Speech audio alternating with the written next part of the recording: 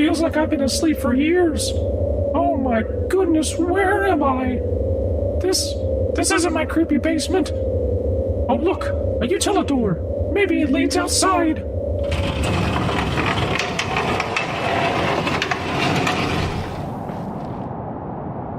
What? But this can't be. I'm in Disneyland. How did I get across the country? Oh, fiddlesticks, who cares how I got here? I'm finally at the seat of power. I can finally exert my influence over the unsuspecting masses and fulfill the grand master plan of dominating. Wait, where is everybody? It's 10 o'clock on a Saturday. The streets should be filled to capacity, but they're empty. Hello? Oh, hello? Well, hey there, Mick. Ah! Photo-negative Goofy, you're here too?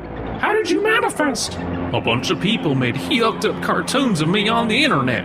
The 18 to 34-year-old demographic liked it so much they created me out of their jaded cynicism and spite for our giant, monopolistic, corrupt, abusive, and ubiquitous corporation.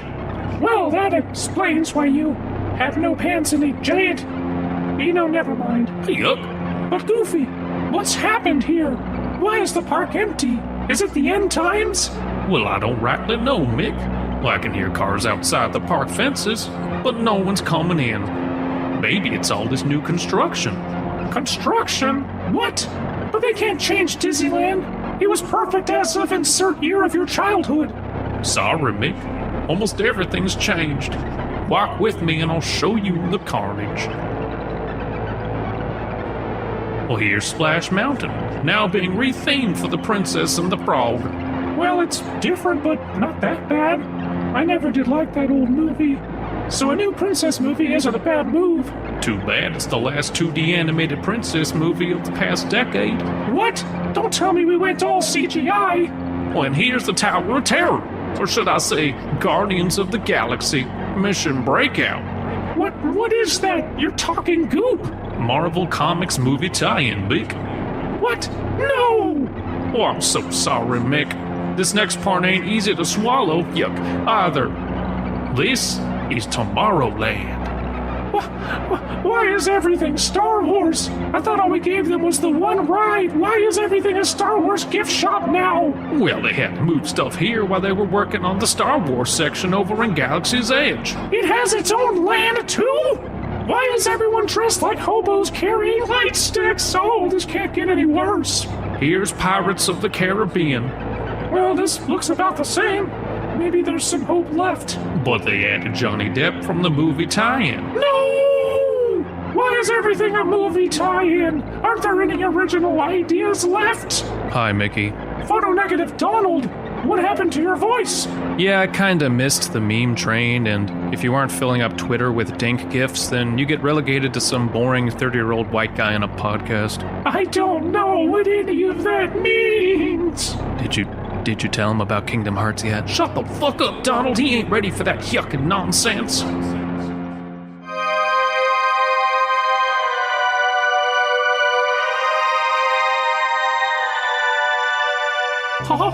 Welcome to the Fearfic Podcast. Today, on the 100th episode, our hosts have been given tickets to the magical kingdom of Disneyland, which is oddly abandoned. Join our non-cast member friends, wildly plagiarized author Slimebeast, synthetic music producer Abysmii, well-known racist Paprika, increasingly illiterate Dead Palette, and lesbian of low intellect CF Comer. They'll be reading and critiquing all the haunted media locked in the Disney vault, and writing all of the haunted attractions forsaken by the increasingly large Disney corporations. You better believe it, Kick it to the cold open park goers. Gosh. What does that sound? Is that a Mickey? Is that Mickey picking out drapes? I'm coming.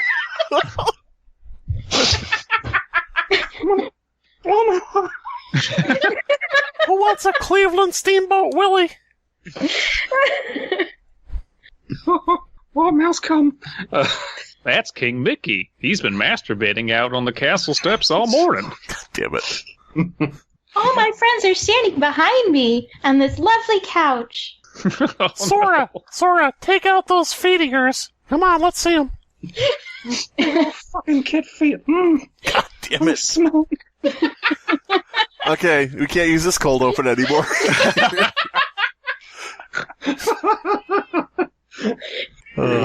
You big old honking toes. Man, his toes are like the size, they're the size of his face. Listen, we've been on this adventure for 3 games, and I have never once seen you wash your feet, Sora. I don't know. I am your king, and I demand that you wash your feet right now in front of me. Minnie, bring the bucket.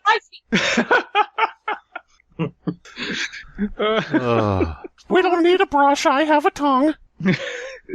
Rub your feet against my face.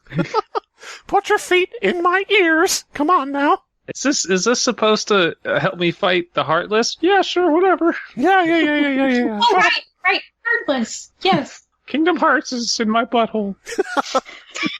Your You toe must is use the your key. Sora. Come on, Sora. It's time to invade Kingdom Farts.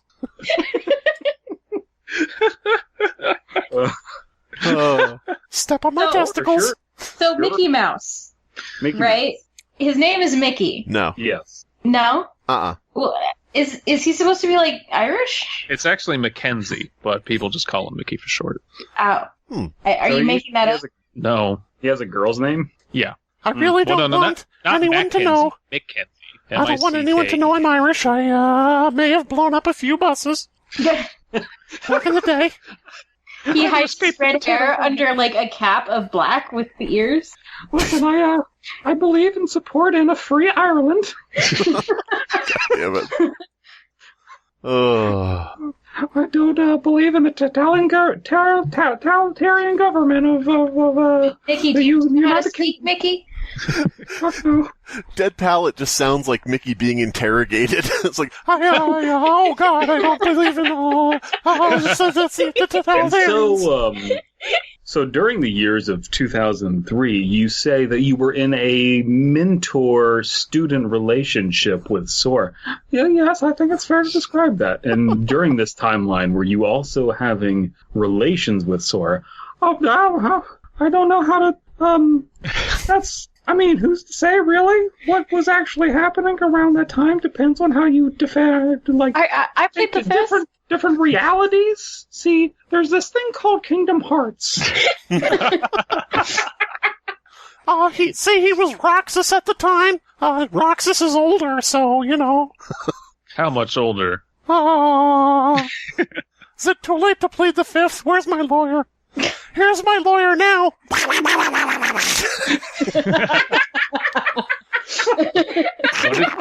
Who got this stuck in here? Why is your lawyer farting everywhere? God damn it. Well, hi, I'm co-counsel. Hey! Wait. Don't mind my son, we couldn't find a babysitter. I'm 15, Dad. I don't need a babysitter. Well, you like to wear diapers. Why does all of this canon we're establishing? I feel like this is the Epstein trial of Mickey Mouse that we're establishing. Oswald didn't kill himself. I did. I killed myself. Oh, God. What the fuck? Okay. Why, first of all? Second of all, who? Yeah, these two are back.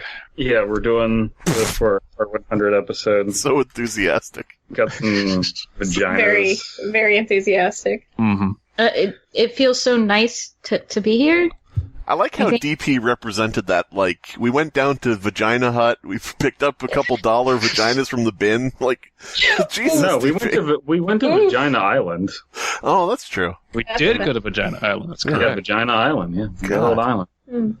Not to be confused with Epstein's Island, which What's on Vagina Island? I've never been. a bunch of vaginas. Mm-hmm. Oh. Tons of vaginas. Vaginas Like as far as the eye can see. Like proportionally a lot of vaginas, but like it's a small island, so don't get your hopes up. Yeah. It's a small vagina island after all. So it's just like got a lot of vaginas per capita. Yes. It's more of a Because the per vagina. capita is 0. It's more of a vagina Six Flags than a vagina Disney World, in other words. Yes. So even though six vaginas over Texas. they have a lot of boasts, but their quality is not that good. Well, the quality's fine. It's just small supply. I never met Epstein, actually. We have your flight logs here saying that you flew on the Mickey Mouse Express with. We have this picture with you. Say that you were on there for 7 months. We have you. We have a photo of you on a Carnival cruise with Epstein. You have you're next to this little boy with spiky hair, and he's testified against you. I'm confused that you wouldn't take the Disney cruise. Why did you take a different cruise boat to Epstein's Island? It's very strange. Are you trying to like obscure your whereabouts? No. COVID-19, the cruise boats. Listen, in mouse years, Sora is actually... What?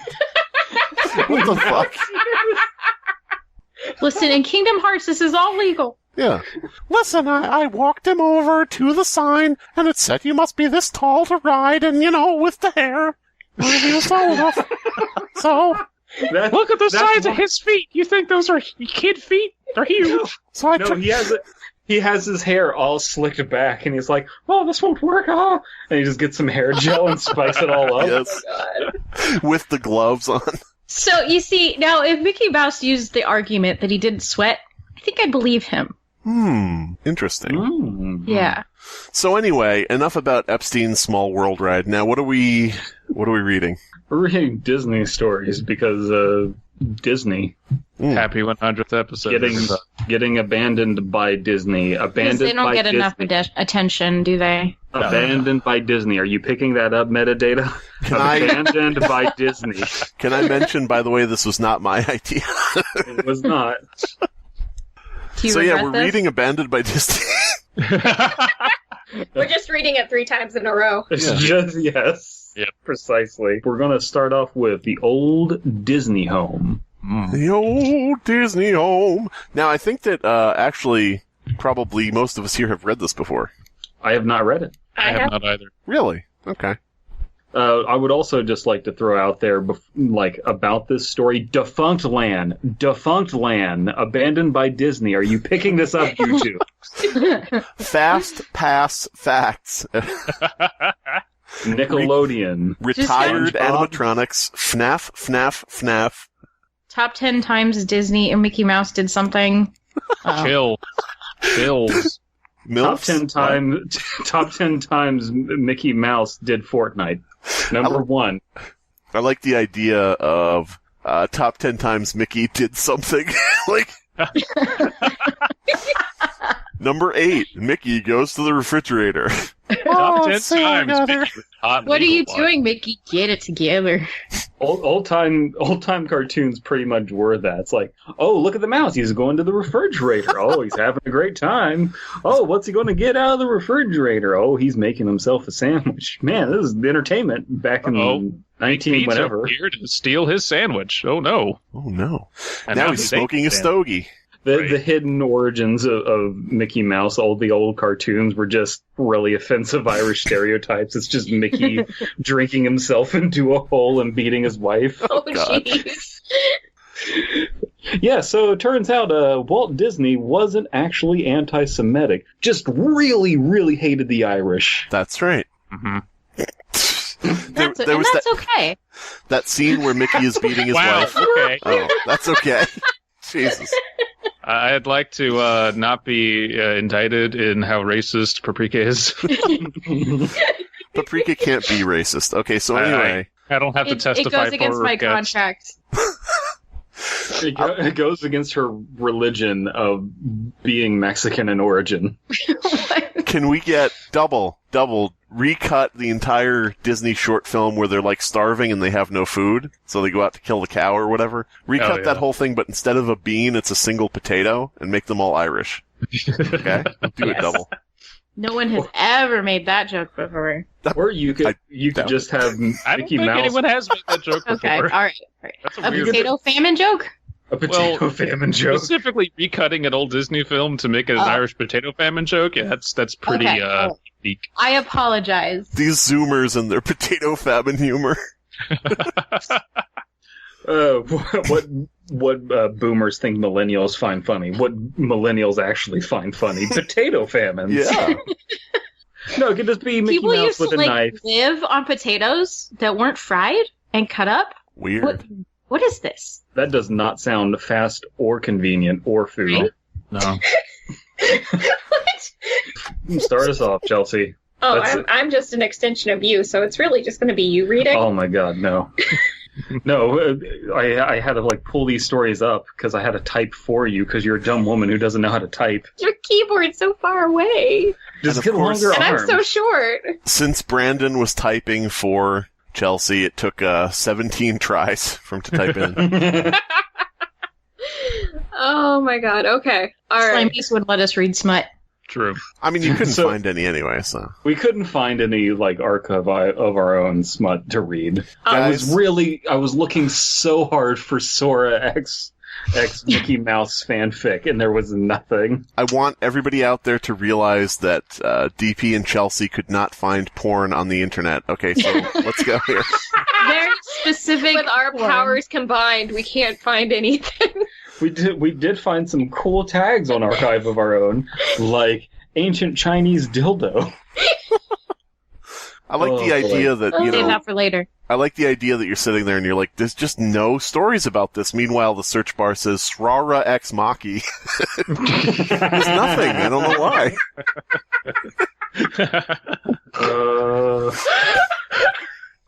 I've got no clue. This site just sucks. So we're reading The Old Kentucky Home. Is that correct? Yes. Huh. Yes, the old Disney home submitted by GuardToy. Yeah, maybe it says at the bottom the original author, because usually author GuardToy. Oh, okay. I was going to say usually these things say Ed or, some other person. Well, length medium. Ooh. That'll do. That'll do, pig. Wait, no. Farmer There's John, your what are you smut. doing? Farmer John X Babe. Charlotte X Me. Charlotte Ex Machina. Tag. Charlotte X Machina. I love it. Okay, go ahead, Chelsea. Okay, let's see if I can do this. I'm sure we've all heard of Disney, right? What is Some of you may have heard that the Disney Corporation... Okay, sorry. We're never going to get through this. We're never going to get through. To No. be fair, I'm looking at this first sentence. I'm like, Chelsea, read it so we can immediately interrupt you. Yeah. Should I keep going or Yes. Yes. No, goodbye, everybody. Cue the sketch. Hello, I'm a stupid fucking character Slimebeast came up with, everyone. My name's Fucko Madocko. You like ducks, A hooded figure stood in the rainy alleyway, completely naked under his clothes. Across from him was a mouse. That mouse. The one that had the key to everything. Despite being covered from mouse ears to mouse feet in buckles and zippers, his slow, steady walk forward didn't make a sound in the evening shower of a dark, twisted world. He spoke in a hushed, perverted whisper. Huh? Want to see my Tetsuya Nomura clothes come off? The hooded figure nodded sternly as the short mouse began undoing all of his ornate doodads and fasteners. The hooded figure then rolled his head with intrigue as he gazed upon the modest mouse member. Ready to join the Mickey Mouse Club? Because once you go black, you've been caught in the mouse trap. With Mickey looking for a reaction to his wet nudity, He gazed into the darkness of the hooded figure, questioning his decision. Wait, your feet are far too small to be Sora's. Is that you, Goof? In a shocking reveal, the hooded figure decloaked himself. Hey now. No, don't ruin this for me. I just want to point out that the second paragraph is the biggest. The Dead Palette orchestrated it so that he gets the biggest paragraph. Greedy. I just want to point out the Slimebeast is pissed we keep making him do ridiculous British characters. Oh. That adorable mouse and all the other lovable characters. Well, when I was a child, my favorite was Pinocchio. Bullshit. Not really. No one's favorite is Pinocchio. Weird choice. He always had appealed to me. The simple fact of him wanting to be a boy was charming and yet strangely unsettling. I mean, what turf, that's fine, but go ahead. What would he do to become a boy? I also found his growing nose amusing. Apologies, my name is Brian. I used to live in a small town in Oklahoma that was known as... Villa? Something. Vealville. He lived in Vealville. It should be Ancienville, not Valeville. I don't know. Whatever. There's just a bunch of deer there. Yeah. Which is French for Old Town. In typical French fashion, probably half of these letters are absolutely pointless, but still confusing. I'm sure you pronounce it. It's just Cransville. I'm sure you pronounce it. Pomme de terre. Chelsea loves being called a potato in French. Such a good word! How do you say it? Pomme de terre. Pomme de terre means apple of the earth, and for some reason, Chelsea just cracks up and giggles every time I call her pomme de terre. It's just so amusing. I love that. Like, who the fuck looks at a potato and it's just like, yes. It's a dirt apple. It's a dirt apple. That's exactly what it is. Covered in eyes. This child likes Pinocchio, which makes me think that maybe it's a sociopath who's like, yes, I would like to have feelings as well. No, this is an adult who's just like, when I was a child, my favorite Disney film was the one with transformation porn. So let me let me jump in here and read the next paragraph. Okay. I liked Pinocchio because he had no strings to tie him down. Unlike myself, I was tied down to my bed every night. Wait. Or I was forced to watch Pinocchio over and over again. Like Pinocchio. It wasn't his favorite movie, but after he was tied down, then it was. Yeah. He got Stockholm Syndrome, Everyone's... have you heard of Disney? Of course you have. Everyone knows Disney, just like how your parents tie you down every night. Right? Everyone didn't happen to you? That didn't happen to you? What? My parents also insisted on calling it Pinocchino. Well, okay, that may not have happened to you. Let me do something more relatable here. Okay, did you ever play Pokemon? Anyway, my parents tied me down a lot. That would be unironically a really great stand-up bit. Is you just go up there with like a Pokemon shirt on and like a Pokemon hat. It's like, hey guys, you ever play Pokemon? Also, did your parents tie you down? God damn it. I kept having to get my mom to walk for eggs because I was tied down to the bed. I used to live near some people who loved Disney, and I mean loved it. So much so that their car had Mickey Mouse ears. It just says Mickey. Yeah. They seem like nice people. I didn't get to talk to them much, but from what I heard from other people, they were strange. All they talked about was Disney. I even heard a story of a guy who threw them out. He actually died a few days later. What? Well, they cursed him with Disney magic or something. This dude threw them out of Disneyland, I'm guessing? No, he threw them out of their house because they talked too much about Disney. Bust on the door. Stop talking about Mickey Mouse, you fucking psychopaths! Everyone on the street could hear you. Does anybody else picture this couple as Sora and Flibbit or whatever her name is? And Epstein, yeah. Epstein? Sora and Epstein. No, I'm sorry. I'll stop. It's not funny. It is. It's fucking hilarious. I love how we can't remember the name of the character who's fucking useless. Kyrie. Kyrie. Yeah, I knew it. Oh, that's what you were looking for. No, I mean the other one. Riku? No, the other one. Goofy? Xemnas? Cloud? No, the other one. like Kyrie's twin soul sister. Oh, Naminé. Moment. Kyrie Naminé, that's her name. No, I realize now. Epstein wasn't actually a pedophile. He was corrupted by Xanort. He was Oh. He was Nortstein. He was Norded.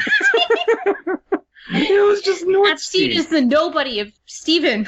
Epstein got Norded. Oh no! Oh Epstein no! is Jesus's nobody. Who's that? Who's that figure over there in the cloak? My name is Steinzepp. You may not be able to figure out who I am. Oh, boy. The police found him dead on the floor with white goop surrounding him. Oh, goop troop, goop troop, goop troop, goop troop, goop troop. My white goop is a terrible choice. Now, Maxie, when you leave a body, you gotta just get a bunch of whack goop and leave it around it so everyone doesn't have any idea what the fuck killed him. Basically, Maxie, what I've learned is that the police can't identify your DNA if you just spread a bunch around from a bunch of other random people. So just get yourself in the middle of a bukkake, get a bucket. Yeah. Gruesome murder, this one. Yeah, they've been calling him the bukkake killer. Wait, he kills bukkakes or he kills with bukkake? No, you don't get it. Should be self-evident. They call him the bukkake bucket butcher. The bukkake butchering bucket butt fucker. Captain, what the fuck are you talking about? It's been uploaded on Archive of Your Own. He's taking a drag off of a cigarette and he just has an erection while he's saying this to a bunch of rookies. His erection has a little cigarette in it. Yeah, the white goop is perfectly ridiculous. Now, if it was yellow, chunky blood, now that would be perfectly sensible. Yeah. Yeah. Of course. Nothing else was found. Just him and the strange white goop. Come on. There was nothing around him. He just was floating in a black void. Just a corpse and some goop. He was in nowhere. I think that's isn't that a Easter egg you can find in Mario 64? Mario's dead corpse surrounded by white goop in a black void. Favorite creepypasta. I feel like Dead Palette could find that on one of his websites. You know, his websites. The ones he operates. Everybody go to bukkake.com. That's BOOKKK. 3 Ks. Just go to kkk.com, Brandon's personal website.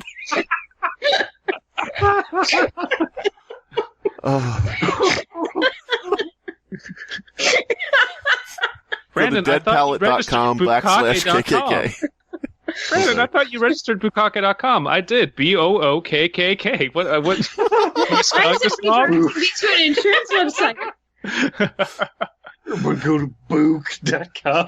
Listen. For everybody out there, DP is not a racist. He bought Boo KKK because it covers both things that appear in white cloth, okay? He just likes the aesthetic. He just can't read. Yeah, so. He likes ghosts, he likes Klansmen, because he thinks they're both cool looking.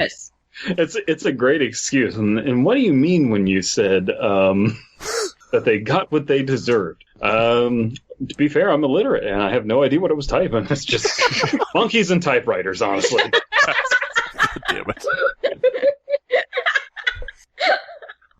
I love how we're not at all reading this story. No, yeah, I was about to just say we should probably read. People, there's someone going to be in the comments just like, God damn it, I was really hoping for an Yes Godzilla. Yep. And I was like, I don't have the emotional energy right now, guys. No. We will one day, maybe. Maybe, probably not. Yeah. But yes. Oh no, there goes Sora's toe, go Godzilla. Any murder story in a little town, it popped up on the news as, well, breaking news. Typically, what I believe what's on the news. Oh, man. Poor NPC. Oh, sweetie. Poor baby. Fucking Republicrat sheeple. But this time, my brain had a different idea. I decided to go to an alt-right website. It told me that all of what they were saying was crap. Teens are calling it gooping. Teens are calling it crapping. And it's not what you think. Coming up at 11. How to protect your kids. How to farm white goop. I didn't know who or what killed him. Why would you think it's a what? But the main thing I had to question was the goop. Well, I'm glad I'm not the only one. Who would spread goop all over? Yeah. This story is the worst story ever. You found your smutty Disney story. Here we go. Yeah.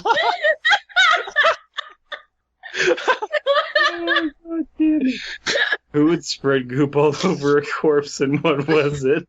I like the idea of the Fantasia film, Mickey dressed in the wizard costume, but all he's doing is fapping over corpses. Say what? Sorcerer's costume. He's a sorcerer's apprentice. Yeah. God. Okay, yeah, sure. Samurai. Anyway, Samurai Mickey picked up his goop. I did get scared, and I couldn't sleep for several nights. Well, why? They left a house a few months back. What? They left that house a few months back. Those people. I don't know why they just left. No rhyme, no reason. Those people. What was actually very strange, they left after the murder took place, but after they left... Really strange. A murder took place and then it decided to leave. Wow, that's weird. But after that, no one could find them, so the police couldn't ask any questions or anything, and so they just gave up, because that's what police do. Mm-hmm. Typically, at this point, I'd give you my thoughts on everything, but this isn't a murder mystery. Really? Huh? What is it then? Goop. Anyway, this corpse got murdered. My God, somebody killed this dead man. Okay, officer. Thank you. Are you saying that... You die when you are dead.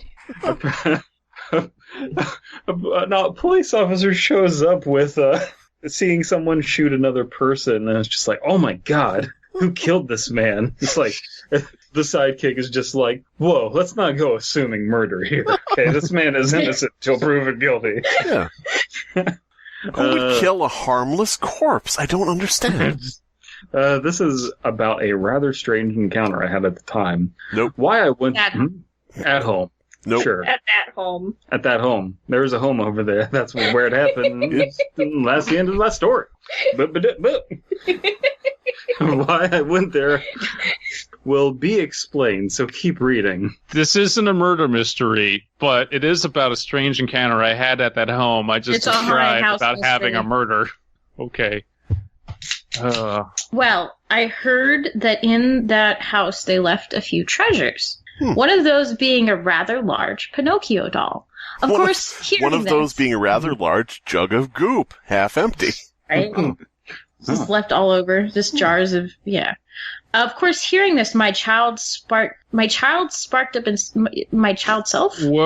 inside me, and I wanted that thing so bad. No, man, you see, like, his child, like, sparked up, blazed one, you know what I'm saying, to epic Weedsaurus, man. Yes, where my heart was, all of a sudden, poof, there was like a baby there, and I couldn't pump blood anymore. And that's or maybe Hearts. it's like a Zeus Athena issue.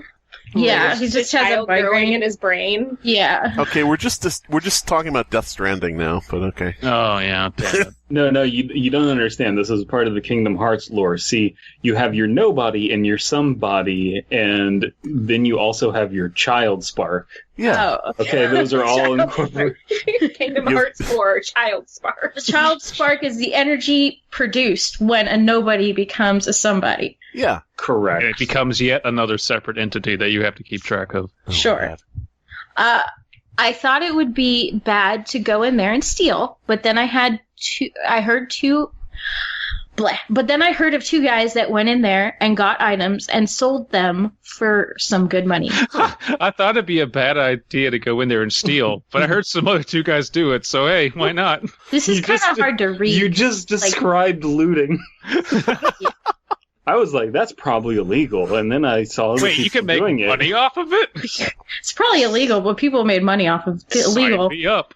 That really I like the idea of people looting, but they're coming, like, running out with, like, ottomans. You know, like, they're sprinting out, jumping out windows, running off. Guys, these window blinds, they're so expensive. Yeah, they've got just, like, home decor, you know? Not even the TV, not anything like that. They're just taking the drywall and just, like, walking it out. Guy comes out with, like, 2 oven mitts on. I got him, you know? Okay, now I'm lost. That really child sparked something inside me, and I began to think and think. If they could go in there, so could I.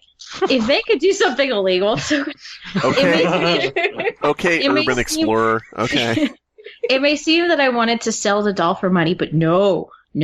I wanted it for myself. I have no kids, in case you're wondering. You are a creepy fucking adult. Wait, is he not a kid? No, apparently not. I have no kids, in case you're wondering. I bounced back on the idea for... Is this translated? I have no kids, and I must loot. Earlier in the story, you guys may have missed it because we were joking around a lot. Earlier in the story, he did say that he is 95. Okay, so... Oh, okay. Yeah, okay. But it's like, I bounced back on the idea for a few days. One day I thought would go there. Gosh, this is a portrait. Something's weird about this. But then my angel side said no.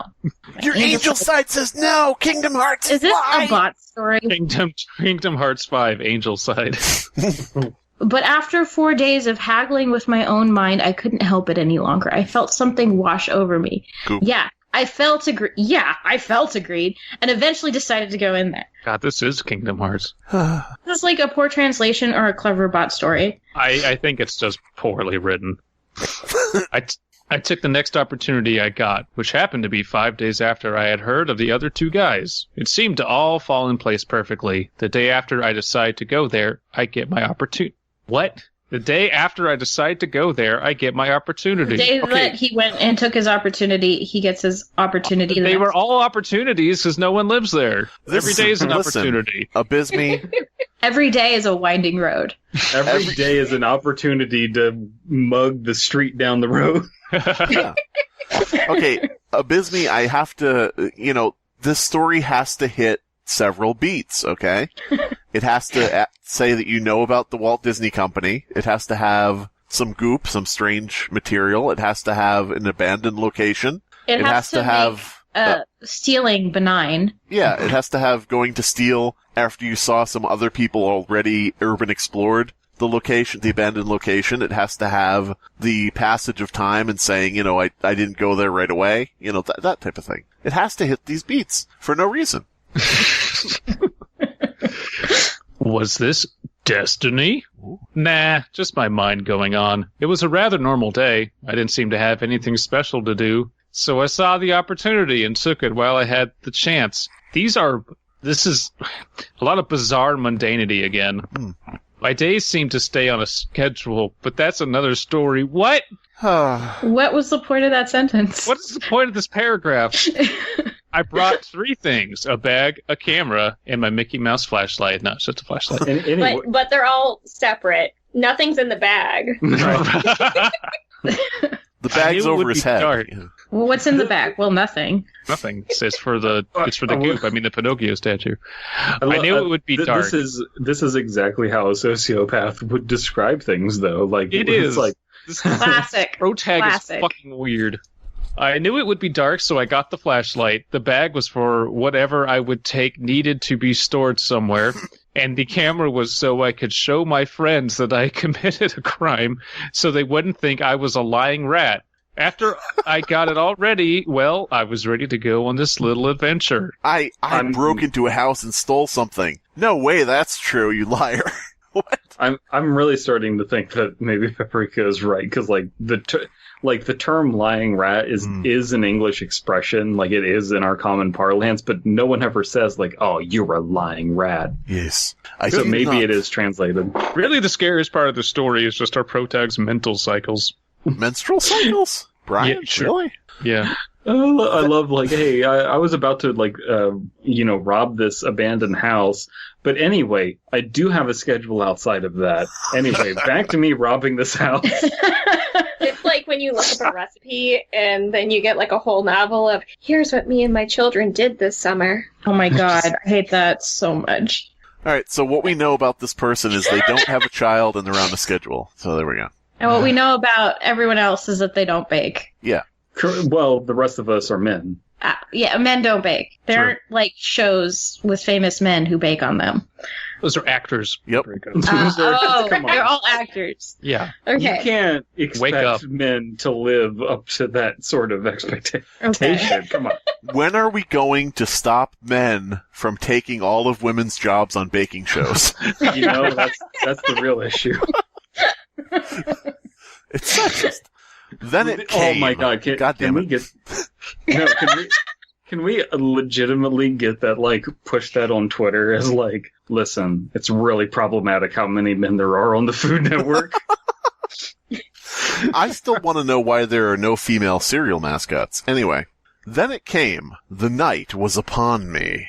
It had come much faster than I expected. It had only taken me about 10 minutes to get everything ready. I made sure of my surroundings, and then I set off. Like I said, I didn't live very far away, maybe a block. Okay. I mean, if I were to stand on a very high thing, then I would be able to see their house.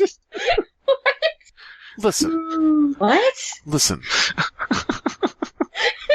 Anyway, as I walked there, I seemed to be having flashbacks of the guy who died. I felt something uneasy in the air. And that uneasiness only seemed to rise as I grew closer to that old, rotting place. So that the couple gets thrown out and the house immediately rots. Like, guess. like a time-lapse he's video. 95. Maybe time passed, but like they didn't get to make a good job of.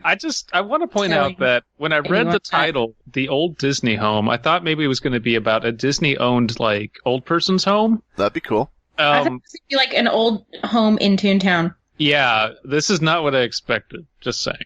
I didn't know what to expect out of the house. A rotting piece of trash? Yeah, I expected that too. What? I didn't know what to expect, but I expected that too. I seemed to get to the house much faster than I thought I would. Didn't we already say that at some point? Anyway, whatever. This is a fucking 12-ounce mouse episode. It really is. Oh my god. Hey, I was hoping It's it would not take even longer. like trains of thought. It's fucking like loops of thought.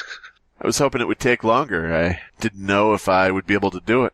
I mean, it wasn't huge. It's like reading a Trump speech or something. Oh, yeah. It wasn't huge. It was only one story tall, and had what appeared to be maybe 5 rooms. Listen, nobody's ever seen so many rooms, I tell you. Did you know this? I didn't know this. No one knew this. 5 rooms. Yeah, but everybody was like so happy that it had so many rooms. Yeah. Like, Everybody was rushing over and bringing everybody from the neighborhood. Look at how many rooms he has. It wasn't as bad as I thought it would be. It still looked horrible, but not the kind of condition you'd expect from an old home. I don't expect... Okay? Yeah. How long did this house have to get decrepit? We don't know. It had 24 hours. I feel really like like to so think... far. Oh, That's story what the could goop be- does to it. Oh. No, it's just like a normal house, and like this guy just has the wrong like glasses prescription, and he can't actually see shit. Ugh, the house Maybe the is story- blurred over time. It blurred like so many things in my life did around that time. There were I could 2 see of it them. if I stepped up on a high place, or I think that was it. It might have been the sun. I'm not sure. God damn it. People keep saying trees have leaves, but trees are just one lump. I like the idea of this guy going to a like home improvement store and somebody saying, "Can I help you?" And he's like, "Yeah, I need a high thing to stand on, like a ladder. Yeah, you know, a thing, a tall thing. Yeah, sure. A very high thing. Yeah. Then I need a thing to water my lawn." Do you have anything that would like, how do I like contain water to like sprinkle it onto a lawn? My dick, sir? You okay? Come along to the back room. Meanwhile, I stepped inside. It was dark. So instinctively, I turned on my flashlight. As soon as I flicked it on, something seemed to move. Ooh. It was me. It was my shadow. I got very spooked. I looked around and there was nothing unusual. If you've never been in this house, how does he know what's usual? There's nothing unusual. It's like he has some preternatural knowledge of the house, but at the same time doesn't. It's like he kept sneaking into the house and stealing their Cheez-Its out of their freezer. Yeah, Why- it's very wait, much what? like an open home. Hold on. Not only that, No. Freeze it? We need to stop. We need to address the sentence that Chelsea just said. Why did they have Cheez-Its in their freezer, Chelsea? Do tell. You keep That is not where I keep my Cheez-Its. No one keeps cheeses in the freezer. it is better This that is way. really good No, they- cold. No, they don't. Yes, they do. Oh my god, Chelsea, do you actually do that? Yeah, my family does that. Oh my gosh. Oh, boy. Let me ask you something. You know. Shun the non-believer. Let me ask you Shut something. up. Did you grow up in a rotted house with a neighbor standing on a thing? Because this might be you here. Does Chelsea, my you're having Jesus in the freezer. flashbacks. You wrote the story. 15-year-old trailer count as that? Yes. I don't know. Oh my god. Was there goop everywhere? That's all. There was no goop. Oh. Perpetually covering the floor. The normal Christmas morning tradition where you go to everyone else's houses and steal the presents and then leave and go. That feeling. It's Has presents anyone to you. ever It's the thrown presents. you out for being so into Disney? No. Anyway. He has to think about it. I just shrugged and let my eyes wander the room, curious to see what was in there. This room had brown walls made of wood that seemed to be decaying every waking moment. The couches, which there were only 2, were white and very dusty. I hit one of the cushions to see how much dust would kick up. Knowing my luck, a lot of dust did. Wah, wah. It got in my eyes, and it made me cough. Okay. All right. Pull it together, Chelsea. I couldn't see anything with the dust that was in my eyes, which Wow. made my brain, of course, flash images of the dead guy. Maybe it's his ashes all over everything. You know Just how breathing it is. in, dead man. What is Whenever- this scene? Whenever you get, yeah, I know. Whenever I'm having trouble, like with vision problems, I just see dead people. None of this. Just like dust, those high areas you forget about like for a month and then just see dead people. I Of just want course. to say that none of this is as weird as licking a popsicle made of Cheez-Its. I'm sorry. This is true. Okay. I seemed to forget about the dust, and my eyes shot How open. can you tell? Nothing too odd here. Just me breaking and entering. Yeah. Then Then my ears seemed to pick up a sound. my was, ears filled with dust. I heard dead people everywhere. It was low, so I had to be very quiet to hear it. It sounded like coughing, which I thought was odd, considering I had just coughed. Okay.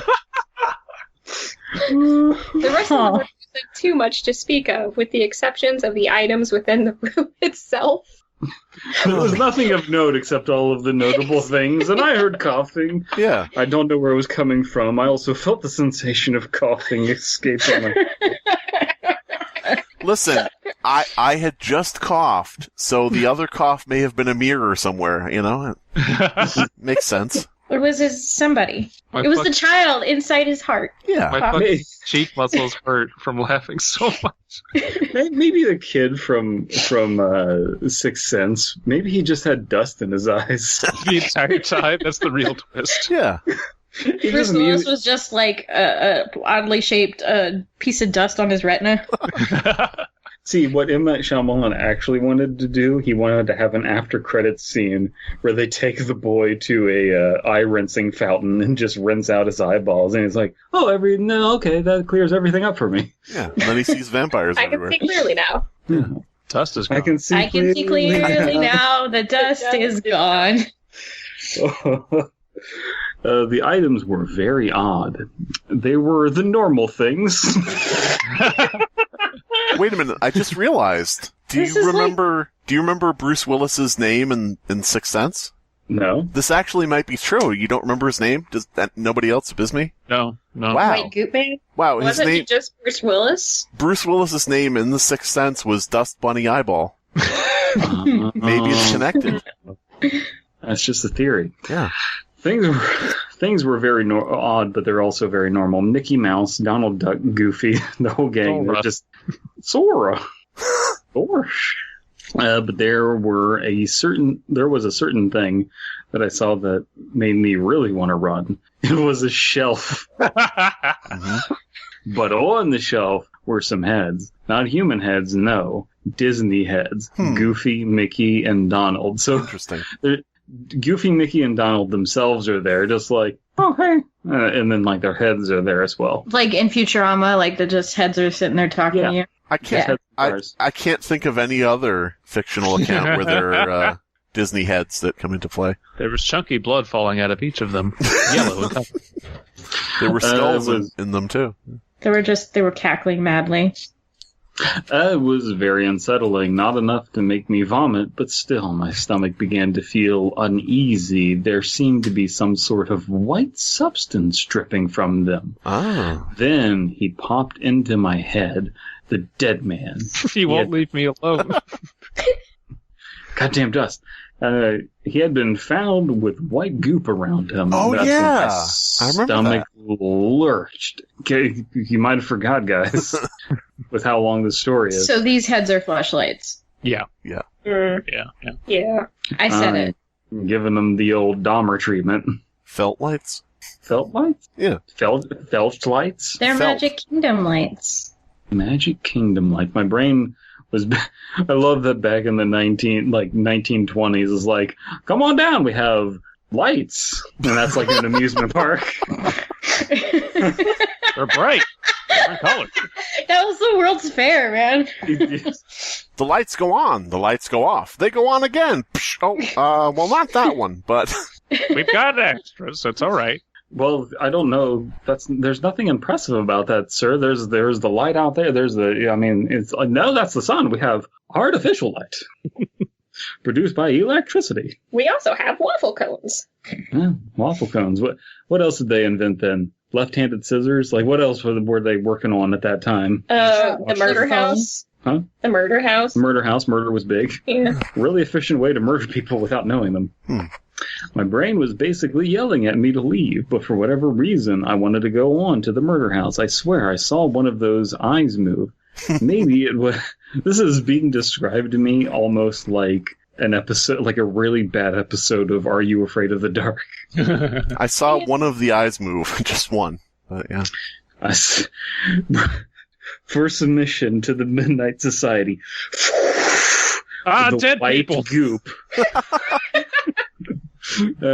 I swear I saw one of those. I knew maybe it was my paranoia getting to me, but I don't think it was. Despite my best instincts telling me to get out, I continued on into the house. Oh boy. This is like the Midnight Society. Somebody brings like their cousin, and they're like, "My cousin, I'm in charge of him, and I can't really, leave him home alone. He's a little different. But maybe you have a story, very special cousin, for the Midnight Society." Yeah, it's Goop! And the Mickey! Oh, it's a Goop! And He had like a wet dream and he couldn't reconcile it. On a very special episode of Are You Afraid of the Dark? Nocturnal emissions and you. You know what? Maybe this is all just somebody's story they're telling their parents about why their Disney plushies are covered in white goop. Their parents are just like bewildered that their child can come up with this, so they just let them keep telling it, and it just spirals into nonsense. No, the parents are just like, what happened to our Babe Ruth autographed baseball? God damn it. For your submission to the Midnight Society, the Nocturnal Dreamer. The Nocturnal Emitter. I ventured further into the house, but also into the kitchen. Ooh. There were smashed plates and glasses on the ground, and there were some cobwebs. I thought it was odd. Do houses It's pretty like spooky. It's pretty spooky. It's almost like the houses place had been evacuated with no warning. Is this like oh, never mind, whatever. Do houses like this typically have cobwebs and dust when they've only been abandoned for a few months? So it has only been a few months. It rotted in a few months. Yeah. Apparently, covered in dust. It was made out of cardboard. Bruce Willis in a few months. What was even weirder? Twist. The family left because they were being attacked by termites, and they're like, it's not safe to live in here. Yeah. You have house insurance. We're going to get you a new house elsewhere. And they're like, oh, we got to leave immediately, I guess. Yeah, these termites are the size of chinchillas. The termites killed the man. They secrete a white goop when they've found an enemy. Secrete a white goop, yes. Oh, man. What was even weirder was the center of the room. There was a fairly large wood table in the center of the room. He's never seen a fucking dining room before. Whoa. There was a torn tablecloth, Disney themed, of course. Of course. The drink whenever you read, of course. The tablecloth was torn, but the table seemed untouched. Wait a minute. The tablecloth was torn? I didn't know that from a previous statement. Said it twice, yeah. Right. Bad habit. What was weird about the tablecloth, aside from the rips, the tablecloth was torn. Was that everyone of the Disney characters on the cloth had some sort of deformity. Like, Mickey had no ears, Goofy didn't have his little black nose, and Donald was missing a leg. It's like just unfinished. It's a bootleg tablecloth. Yeah. Yeah, it's just made in India. I like the idea. Jesus, made in India. Actually, when I was a kid, we had family members that would bring us like Indian knockoffs of Disney movies, and they were terrible. We hated them, but I kind of wish I had them now. Racist. So I'm sure they'd be fun to watch. They were like terrible. When I was a kid, I was racist. And apparently I hate Irish people too, so there you go. Well, Irish people are the Indians of Europe, so. Yeah, and dead pellets of the KKK, so. I don't know. Listen, it's just a nice social club. Oh man, I lost my place. Okay, Mickey had no ears. Realizing I had the camera, I snapped a picture. The camera flashes creepy in the dark. It really lit up the character's deformities, which was not good for my stomach. It was weird. I seriously thought I was going to puke right then and there, but I didn't. Imagine seeing Goofy without a nose, and you're like, "Oh my god, I put a bark." Oh my god! Double. And you said this? Is this a 95-year-old man? Yes. No, that was a joke. Double. I seriously thought that was true. Please, double. Draw a 95-year-old man surrounded by deformed Disney characters just vomiting. Yeah, like vomiting, but then he didn't. I might vomit. I thought my mental state was going to deplete faster, but no. Why? My brain seemed to be giving me mixed signals. At one moment, it wanted to get me out as fast as my legs would carry me. Then it would want me to go further for the sake of my own sick curiosity. This brain of mine is too weird to understand. All right. Maybe that is what the child is. My name's Brian, and I'm not like other girls. My brain is too weird to understand. Ha ha ha. This is like a choose your own adventure, but you just do both things anyway every time it branches. I was gonna throw up. Well, no, I didn't. Never mind. It's like every game where you have to make the choices as you go along, where nothing fucking matters by the end. It's like we talked about this before. You know, I drop my pants and say hello or whatever it was. I don't know. It's a callback in a certain way. It's an incorrect Fill up the callback. whole them gots. Yeah. I guess my brain wanted to get back at me for coming here because it's a different entity from myself. Yeah. Because I felt as if something was behind me. Ooh. I didn't turn around immediately as I was fearful at what I would see. I thought I was going. I would see. I'm sorry. I was as fearful as what I would say. Oh God, yeah. I thought I was going to die. My heart began to pound. I began to perspire like a flipping waterfall. Okay. I slowly Don't go turned around. flipping waterfalls. I slowly turned around, shocked by what my eyes were met with. Nothing. Nothing was behind me except dead airspace. God damn it. I wiped the sweat from my forehead with the back of my hand. I threw some light where I was looking just to make sure that nothing was there, and sure enough, there was nothing. I had to shake my head and stay there for a second before I was carried on. All right. The author of this story the narrator rather, or Yeah. probably both, definitely has the power of God and anime on their side. Mm-hmm. But then they don't. Or they don't. The flippin' waterfall and then just like the exasperated like, woof. Oh, I guess it was nothing. I like to picture Holden Caulfield in the main character here, as the main character. Everyone in this house is a phony. Whoever's behind me is a phony. Catcher in the goop. I then went back to the living room and took a right. There was a wall there. Ow, I said. More dust getting into my eyes. I then went to the living room and took a right. I scanned the hallway, which seemed to be in the worst state, Oklahoma. The paint was peeling, the roof dipped down at one point, and it seemed like the whole roof could collapse at any second. Then my eye seemed to twitch toward something. I saw a bedroom. I shone my flashlight into it, and it seemed untouched. The bed was intact. The walls were still gorgeously painted with a light blue. It looked as if it belonged to a young boy. Sora! It was that moment that my brain remembered why we were here. You see, it's like it's light blue. Like I don't know why I'm doing that. It's light blue, like the sky. And Sora means sky. Yeah, it makes sense. See, it makes sense. Kingdom Hearts. It's in your heart. I remembered why we were here. To get the doll. That he knows is there somehow. Yeah, I do love that. It's just like, and people, I mean, like, rumor is there's a Pinocchio doll in there. It's like, hey, how about we fuck with the weird Pinocchio guy at the end of the street? Knowing that my treasure could be in there, I shone my light around. No immediate threats, so I decided to go into it. And in there was the one item I wanted. That Pinocchio doll. Bum, bum, bum. I quickly walked over to it and unzipped my pants and put the light on it. The first thing that caught my eye were his eyes. They were full of dust. They seemed to be more realistic, hyper-realistic eyes, than most dolls' eyes were. It was odd, for lack of a better word. It had white goop dripping from its nose and eyes, much like the heads I had just seen. Much like my friend's Discord server. God damn it. My brain then connected something. The man who died and the scoop. Were they related? brain then connected something. Several synapses and neurons, and I started to think logically again. Yeah.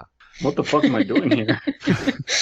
And why would I ever think Pinocchio is the best Disney movie? Why did I eat all of those mushrooms?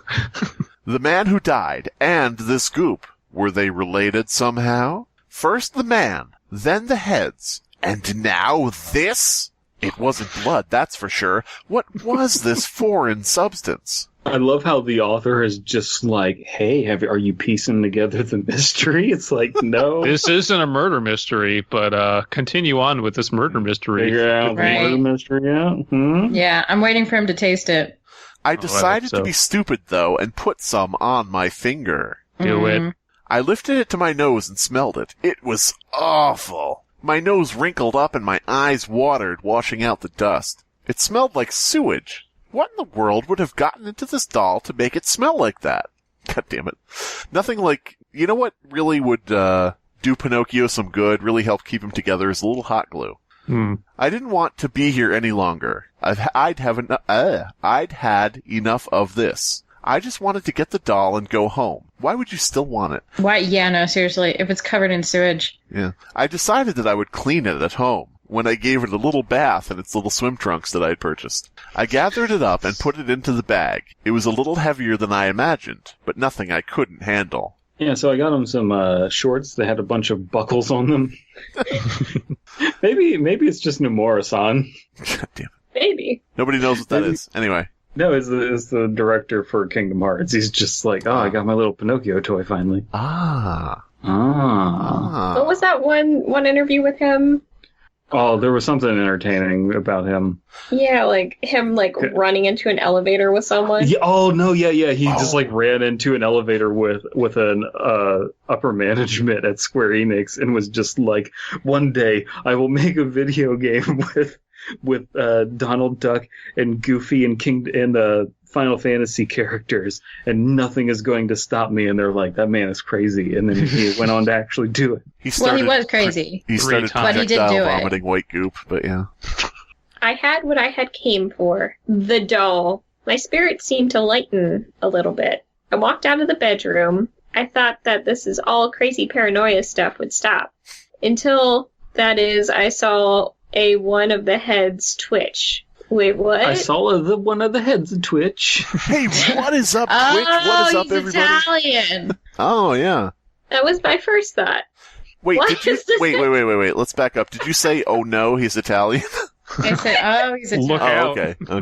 I love Bitch, how I'm Italian. you both tried to make jokes at the same time, and the thing that Slimebeast hates is Twitch, so he's making fun of Twitch. Yeah. And then Paprika is racist, so she's making fun of Italians.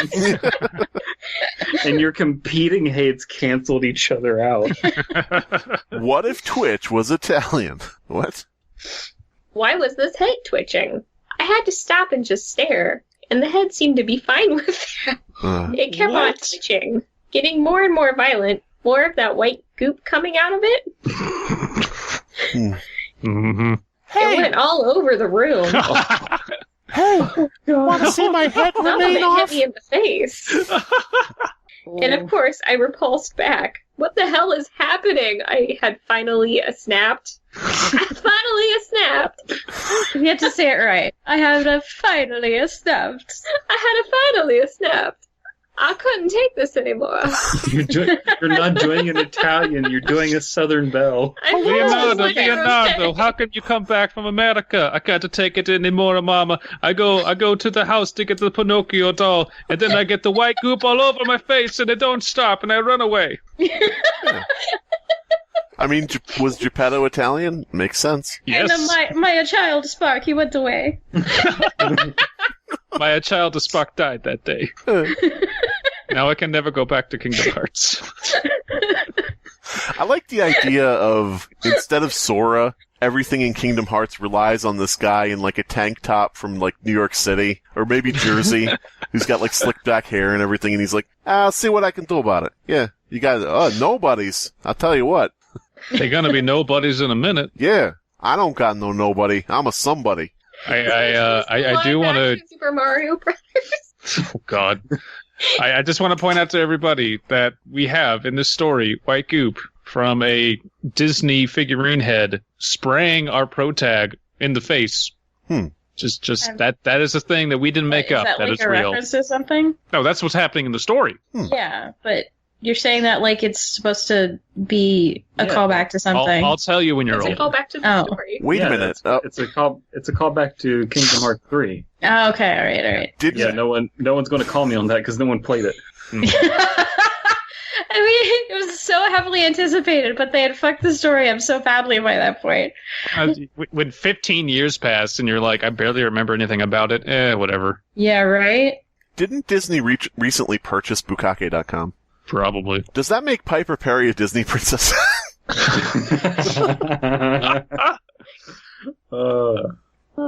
Chelsea's trying to recoup and start reading again. And then my bag rustled. I turned to be met with a hand popping out of my bag. Ooh. I tore my bag off and dropped it on the floor. My heart began to pound like a drum. The doll crawled out of the bag and looked at me, its eyes fixed on my body and the white goop dripping out of its mouth and eyes. "Welcome to the House of Disney," it said in that sweet, innocent Pinocchio voice. I began to walk back. The doll did not follow. It just stood there and said, "Welcome to the House of Disney," it said repeatedly. Fear was raging inside of me until I had to run. My legs would carry me. I ran on two things that stuck out of the bottom of my body. The doll murdered. The doll murdered me. I wish. Well, like they said, it wasn't a mystery. There's the answer. I murdered. The doll muttered one last thing before I turned and ran. Abandoned "Welcome to the by House of God. Hell." Oh no, sorry. Yeah. All of Yeah. that. So it literally is just the same thing. Yeah. It's hilarious. I darted out of that house with plans to never return. What had happened? Is that... Well, you see, what happened was... What happened? What happened? Is that doll possessed? I love how he asked that. Is that doll possessed? Is that just the neighborhood kids? The neighborhood kids all getting into a Pinocchio costume. Like, he didn't notice the strings coming out of his bag being controlled by somebody outside the house. Oh. Didn't take me long until I got back to my home. I ran inside and I slammed the door, and then I collapsed on the floor and trying to calm myself down. I did the dinosaur as I cried. I tried to contemplate what the hell had just happened to me. I tried to watch Pinocchio and masturbate to feel better. But it's really hard to like goop. It's hard to enjoy masturbating and watching Pinocchio when you don't have anyone there to tie you down. I guess so. It's just an empty gesture. This was some sick prank, or was it something more? Then I realized something. My camera, I still had it. I sat up quickly and looked at it. I went to the album and see the pictures I took. Oh, no. But there was a picture I hadn't took. I remember this man I mentioned. There was a picture of that doll strangling him. The white goop. Why is fucking Yogi Bear reading this? Shut up, listen. Why does this white goop matter? It doesn't matter. It's everything. You crazy? It doesn't matter. Hey, what's her face has to advertise Goop somehow. Gwyneth Paltrow? Gwyneth Paltrow wrote the story. Whitegoop.com. Maybe it's a subsidiary of Goop. Maybe it's a person who's critical of Gwyneth Paltrow. This is an anti-stand for Gwyneth Paltrow. What would the anti-Gwyneth Paltrow's name be? Kenneth Paltrow. I don't know. Kenneth, your boyfriend. It's hard. The name Gwyneth Paltrow already sounds like you're having a stroke. So yeah. And she knows this, which is why she named her product line Goop. Mm-hmm. The white goop was oozing out of the doll's eyes and mouth. It was also seeping out of the doll's hands, and it covered the guy. I stared at the camera for what seemed like forever. I couldn't believe what I was seeing. Who or what took that picture? I definitely didn't take it. I threw the camera as hard as I could and smashed it against the wall. And I didn't care if I would be called a liar, because I got rid of the evidence and it ended the story. And I'm doing an Italian Yogi Bear. And I didn't want to do anything with that dog. Didn't want to do anything with that house. I got up and sat on my couch. Baby cakes. See, I'm doing baby cakes a little bit. I was violently thrashed. And you know what? I felt something dribbling me. I looked over my shoulder to be greeted by a white goop. I never did figure out what caused that white goop that goop.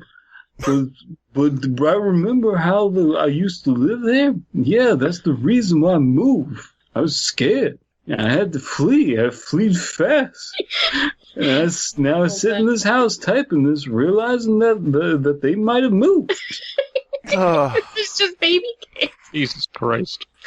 So for anybody who didn't get that for whatever reason, because I'm sure that was very easy to understand, I realize now why they might have moved. Previously, they were thrown out, so I don't know. Yeah, this was a mess. A mess of white goop. Yeah. A creepy mess.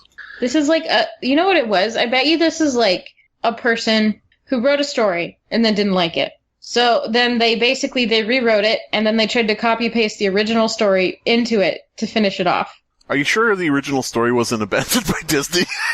Yeah, I was going to say, are we going to give this a rip-off rating? See, here's the thing, and I'll make this about me for as short a time as possible, but when I finished the stories, I said, everybody was free to write on their own, additional stuff if they wanted to, but you gotta write on your own original stuff. You can't just, I also went to a urban exploration, and I also did the same things, and I also saw the same things, and it's like, no, do something completely different. Do something. Well, I mean, this is the equivalent to that Indian movie I watched as a kid. Like, this isn't your story. I'm just picturing a whole bunch of Bollywood dancers all dancing with goopy Disney heads on, you know? Ooh, Slipping constantly. Bollywood Kingdom Hearts. Ooh. Interesting. Ooh. Instead of 8 hours long, it's 18 hours long. But the music, though, It would is essentially all be Harry Potter. anti-Albed music. But the Albed, right? Oh boy. Well, hello, everybody. It's me, the spirit of horror dramas past, Radiohead. And I'm here to talk to you about the upcoming 1893 Chicago's World's Fair. And boy, howdy, is it going to blow some wind up your trousers and knock off your brown derby hat. See, Chicago is the Windy City, but it's soon to also be the light-filled city. You might wonder how a city can have lights at nighttime. Have I gone mad? No, you loony buffoon. See, our engineers have invented a spring-loaded trap and placed them all around universities in the Austrian Empire. And boy, did they manage to capture an inventive guy. Our little captive, Serbian, Niki Tesla, found a way to create bright lights out of pure air, all inside what we call a lighted bulb. Now we're no longer relying on the sun to be productive little worker ants. Surely we'll be happy to go on to a proper 14-hour work shift, just as we've always wanted. Well, golly gee gosh, we'll be able to be productive all night if and we feel like it. This awe-inspiring new product will be on display at the Chicago's World's Fairgrounds, and we'd be downright pleasured if you came by and witnessed it. While you're there, consider staying at H.H. Holmes Hotels. H.H. Holmes Hotels. They'll be straight to the point with you, and they're your homes away from home. We'll see you there! Why is there what? Why is there a Suicide Mouse fandom page? What, Suicide Mousepedia? No, Suicide Mouse Gpedia? What the Yeah. Gpedia? None of this makes any sense. It's Luigi and Suicide Mouse and Squidward. Oh, well, okay. That makes perfect sense. I thought so. Okay.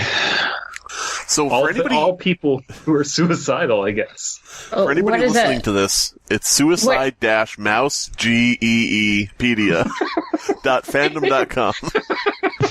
What the fuck? How does fandom let people do this? Squidward isn't even in the name, but okay. doesn't oh, it's on the fucking Windows Vista or 7 default background. Yeah, but he has Luigi's face. Why isn't it Suicide Mouse G Wordpedia? Stop trying to look for logic in this. Squidicide Mouse Gpedia. So when I looked for suicidemouse.avi, this is now the thing that comes up. Interesting. The thing that comes up. I think that's a good tagline for this wiki. Welcome to our wiki. It's the thing that comes up. Good horror-themed pornography. The thing that comes up. Ooh. Don't you have a tattoo of that on your arm? No, but it should. It's just the spider crab severed head from the thing, but it's got a raging heart on. Yeah, he does have that tattooed on his arm. Oh, just get it edited. Just have a big. That would be dick on so expensive, dude, to get that done. Yeah, just put a big dick on it. That's all. I thought you were a super fan of Abysmii. I never said that ever. So, I guess this is the second half of the episode. Yeah, I don't know how to intro these either. No, it's whatever. Do we need an intro? No. Well, the one thing that sucks is that I don't remember any of the jokes that we were making last time. Yeah, we recorded the first half in December of 2019, like to prepare for the 100th episode. Right. And we were all in the like, same do it room. again the next week, but then we never did, so now we're recording it in 2020, so... Yeah, we were all in the same room, and now we have to remote and social distance. Mm-hmm. Do we have to read this one? I would rather read Frederick Flintstone and Logan 30acre and TFFO and Seenie. How about... Seenie. Seenie the Heenie. Seenie can really move. If that's a Sonic story, let me just check. No, It's not. Damn it. Sini is a fake knee who likes to litter. On top of that, he made Go Animate, an animation program which kids who think they're a big company worship. He thinks best friends with Greenie, who created Satanic Webtoon. Greenie Phantom, he likes to eat sugar, just sugar, and squirt pee on the Ouijas. I have no idea what's happening. Doesn't matter. It's good. It doesn't matter. Okay, all right, sure. That was our story. Bye, everybody. Look forward to Dead Pallet's Sini sketch at the end of the episode. God damn it, no. Look forward to Elias making a Sini sketch. Just 2 minutes of silence. Yeah. It's just moody music playing out. Mm-hmm. No. So Suicide Mouse, I don't know if have you guys ever heard of suicidemouse.avi? No. Yeah, I've definitely heard of it. Nope. I've never read it though. I feel like you've mentioned it before. Maybe when we were driving and I wasn't paying attention. Yeah, as you do. You were on a long road trip, Chelsea's falling asleep in the passenger seat, and Dead Pallet just goes, Suicide Mouse! I just imagine every single car ride between the two of you is just Dead Pallet spouting off random stuff about Creepypasta and you being eternally lost and just going, yeah, that's nice. See, what happened was... Mr. Bear wasn't actually an official show. Yeah. In that very moment, the universe itself decided that it wasn't Riku who was going to get the Blade of Light. It was going to be Sora instead. Oof. Because the universe Because the mouse demanded it. The mouse demanded it, and it detected. You see, Mickey didn't have his shirt on in that scene, which is very, very important for later on. In bed. For when he commits suicide. Yep. Suicide, Sora! Oh no! Sora, you can't commit suicide. We're not done with the third game yet. Mickey, Sora's been in the bathroom for a really long time with the hot water running. I can't seem to find my belt either. Donald, have you seen the toaster? He's just got everything. They go in there, discover Sora is hanging from the rafters from Goofy's belt, and they're they're all shaken up and everything. And it's well, we should probably get him down. And so they just click one of the zippers and the buckles and just drops down. Well, now we can't name names. I think we can all agree that Sora killed himself. Yeah, that's true. Wait a minute, what's all these mouse-shaped handprints everywhere? There seem to be mouse finger-shaped contusions around his thyroid. Oh, so that's what Suicide Mouse means. Yeah, there's a bunch of suicide notes, but it's in Mickey's handwriting. How weird. I just want to say that I wish Kyrie well. I wish her well in prison. It's a suicide note from Sora. It is just I cannot Starts deal. out with haha. Yes, that's what I was building to. I can't live on this world anymore. We got to go to the Mulan world. Suicide Mouse. You want to start us off, Chelsea? Well, are we going to read all this random dicta or just the pasta portion? Abysmii going Suicide on about Mouse, also random known dick as again. Okay. Suicide Mouse, also known as suicidemouse.avi, is a black and white cartoon featuring a looped animation of Disney character Mickey Mouse walking past several buildings, accompanied by eerie piano music. The video cuts to black for several minutes and returns to moaning, but the video distorted, and there is screaming at the end. There you go. Original author. So can we watch that and to Rated in know what 1931. Wow. Mhm. This is an old creepypasta. Now read the banner ad. First narrated in 2009. They really missed that one. Welcome to Unlicensed Narrations. But it's worth noting that Suicide Mouse, not scary or frightening at all, because Mickey Mouse comics actually had Mickey trying to commit suicide back in the day.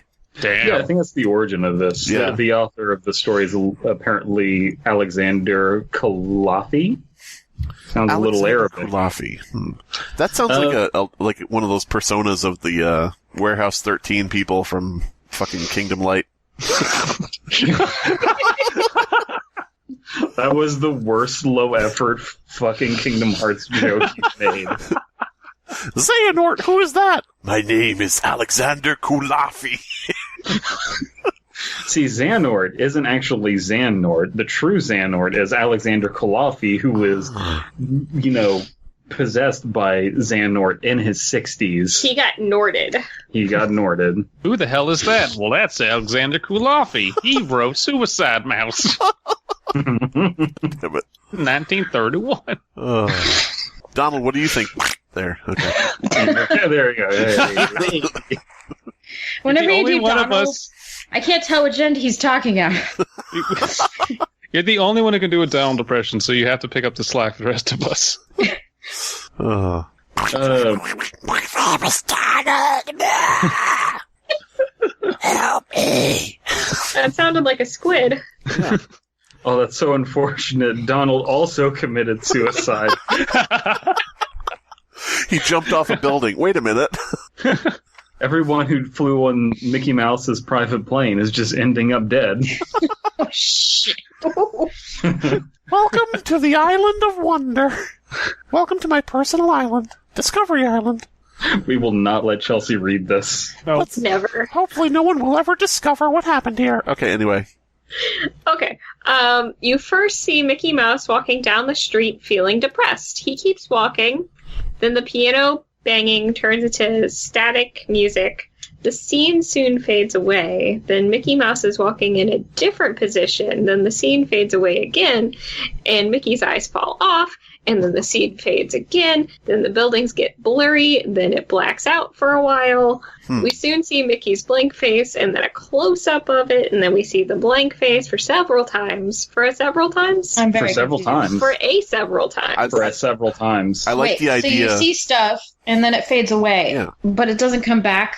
But And then then you it just comes back. see. It means to Are say that it these- comes back. I should say Yeah. it fades in and out. Are these Evanescence lyrics? Yes. Fades back in. Mickey has no eyes. Fades back in. Things get blurry. So I like there's the idea, static, though. There's static, there's a character that's black, and then there's no face. Is this just Slender Man? Yes. Is this the real origins of Slender Man? Yes, It's just Black Mickey Slender Man, Mouse? yes. Yeah. Mickey Mouse is secretly Slender Man. I've heard Slender Man's voice. I like the idea, though, this is like the Channel Zero of creepypastas, because the first paragraph tells the entire fucking video. Let's see where this goes again. I don't know. See where it goes with that. When Mickey has his face, we can hear screaming. Then the scene fades, and then we hear screaming for 1 second. The music stops, and we see a close-up of Mickey's blank face, and then a black screen appears for a while. Yeah, this is Slender Man. God I like- damn. Dude, that's weird. So Slender Man some is random a really big fan of Disney parks. art shit appears on the screen, then static, and then you just see Mickey screaming. Ah! And then it's static again. Welcome to my spooky forest. You need to find the 8 cease and desist letters.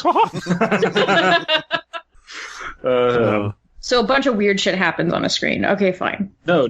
It's not cease and desist letters. You're trying to make Slender Man go. Slender Man goes away when you get all of the pages. What you're actually collecting is all of the legal documents to the Sherman antitrust laws. Oh, no. I like that. That's good. They must never come together. Listen, I think we can all agree that there needs to be a sensible copyright law that, life of the author plus 5,000 years Plus, I never die. with renewals. Let's just make it for as long as Disney's head is alive in cryostasis. Yeah. Forever. The When final live, Mickey. when the scene fades Mickey just in, trying to argue Roe versus Wade. Well, Your Honor, you see. Some people believe life begins at conception. But Mickey, what about in the case of the life's mother being in danger? Look, we can't split hairs on things like the unborn. God damn it. Oh, fuck. The court There's a will whole now hear host of from the babies. esteemed Oh my God. Donald Duck. And he's fighting against OJ's lawyers. Donald has to be the Chief Justice. There's a little problem with fighting against OJ's lawyers, and that notably one of them is dead, and the other one was on Epstein's plane. You know, you say that like you can't just drag the dead one out of the ground and just like... Well, Walt Disney's head is in stasis. I mean, come on. Mickey coming in like the Sorcerer's Apprentice, not the Wizard's Apprentice. Coming in like the Sorcerer's Apprentice, making the corpses of OJ's legal team dancing. Boom, boom, da-da-da-dum, da-dum, da-dum, da-da-da-da. And instead of dumping water, they're just dumping evidence on the table. I see you have assembled a jury of your peers as a bunch of old white past executives of Disney in the jury pool.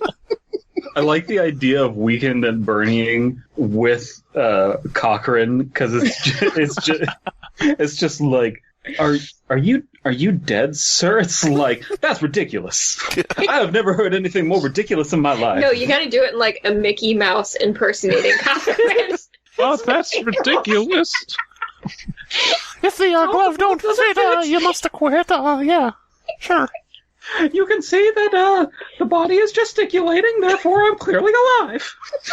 Suddenly, someone in the back of the courtroom stands up and starts protesting. Every life matters. Hey, hey, hey. Get him out of the court. Oh, no. Oh, God. I'll fight you too. As long as the body's on ice, Disney has rights. Yeah. Oh, God. We are getting so up our own ass with the logic of this train of thought. Look, the 100th episode is not to, have some penultimate critique. It's just to allow us to bullshit for 2 hours. Yeah, This show is for fans only. If you're new to this podcast, get the fuck out of here. Just gonna fans only? Yeah. As in OnlyFans? Yeah, that's what we're going to put on the hashtag, just OnlyFans. I'm sure YouTube In will. the description, Zephyr Cochran, Jeffrey up, and then Donald Farts. Donald Farts. The esteemed Metadata, Chief Justice Donald Farts. Somebody, please turn on auto transcript. What am I talking about? Johnny Cochran. Zephyr Cochran's the guy that invented work. Damn it. Yeah. Did you get our fucking Star Trek and Disney? I had to get a Star Trek reference. Have you ever seen the two of them in the same room together? That's all I'm gonna say. Good point. Good point. It's like, meet me on the holodeck. We're going to go to the trial of O.J. Simpson. Why the fuck is Mickey Mouse here? Oh shit! This was not supposed to be programmed in. Okay, tell me. Okay, sorry. Go ahead. They don't have the rights on the holodeck for Disney, so none of the programs are Disney related. They're all like knockoff Disney. Sure. Tell me you would not want to see an episode of Star Trek where they go into the holodeck and it's that typical thing where, like, one of the characters gets too into it or something and becomes like they're, got Stockholm Syndrome for the holodeck. But tell me you don't want to see Data as Mark Furman up on the stand. I don't know, It's man. simply logical, sir. No, Data, no. Every single holodeck episode is boring filler. Aw. Oh, no. I really love the idea of Data Mark Furman.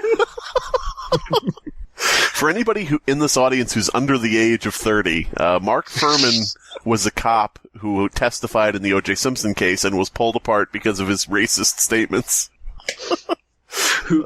Yes, a man who people widely believe didn't do anything wrong in terms of policing, but was an actual Nazi, so, yeah. kind of hurt the trial. A little bit. Oh, God. If anyone has like 100th episode bingo chart, Data Mark Furman was definitely not on the fucking bingo chart. I don't think we have enough coherency in our episodes to warrant a bingo chart. It's like, okay, fart joke, okay, sex joke by Dead Palette. Oh, free space. Data Mark Furman. If we had a bingo chart for the Fear Fiction podcast, it would be a playmat. That's how big it would be, with all the little squares. Rat giving a thumbs up. I know that's here somewhere. Where the fuck was it? Ouija giving a thumbs up. So there's a story in front of me right now. Yeah, I don't know. Who's reading? It's Chelsea? I am reading, and I have no idea where we are. We're the second paragraph. Yeah, we're literally got through one paragraph. Yeah, this is going to take a while. The scene falls apart again. Moaning can be heard, and when I heard the strange noises that later became a scream, Mickey walks backwards a second, and his eye falls off, and the scene fades. Mickey's face melts off, then blank face is shown. Like, none of this matters. Sorry, continue. Yeah, Brandon, none of this matters. Okay, keep reading it's it. really spooky. Do we want to go to the most obscure Disney film? Because we cannot concentrate on this whatsoever. It's going to be that much easier on the second story. I would suggest, okay, here's the thing. This segment describes what happens in the video. If we go down to pasta, if we skip down to there, it's an actual story. Oh, God, it's almost like I suggested that 20 minutes ago. Well, you have to speak up and not be Abysmii.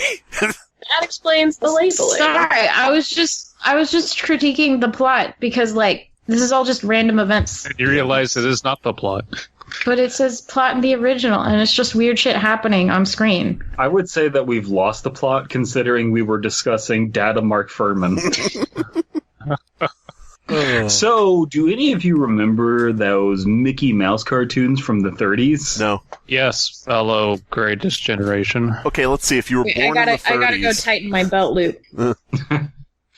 Get in one of those things that just, like, shakes your weight to burn off the calories. Mm-hmm. One of those were just put out on DVD a few years ago. Well, I hear there is one that was, we need to update this. The ones that were just put out on Disney Plus. Mm-hmm. The ones that were removed from Disney Plus for being mildly offensive.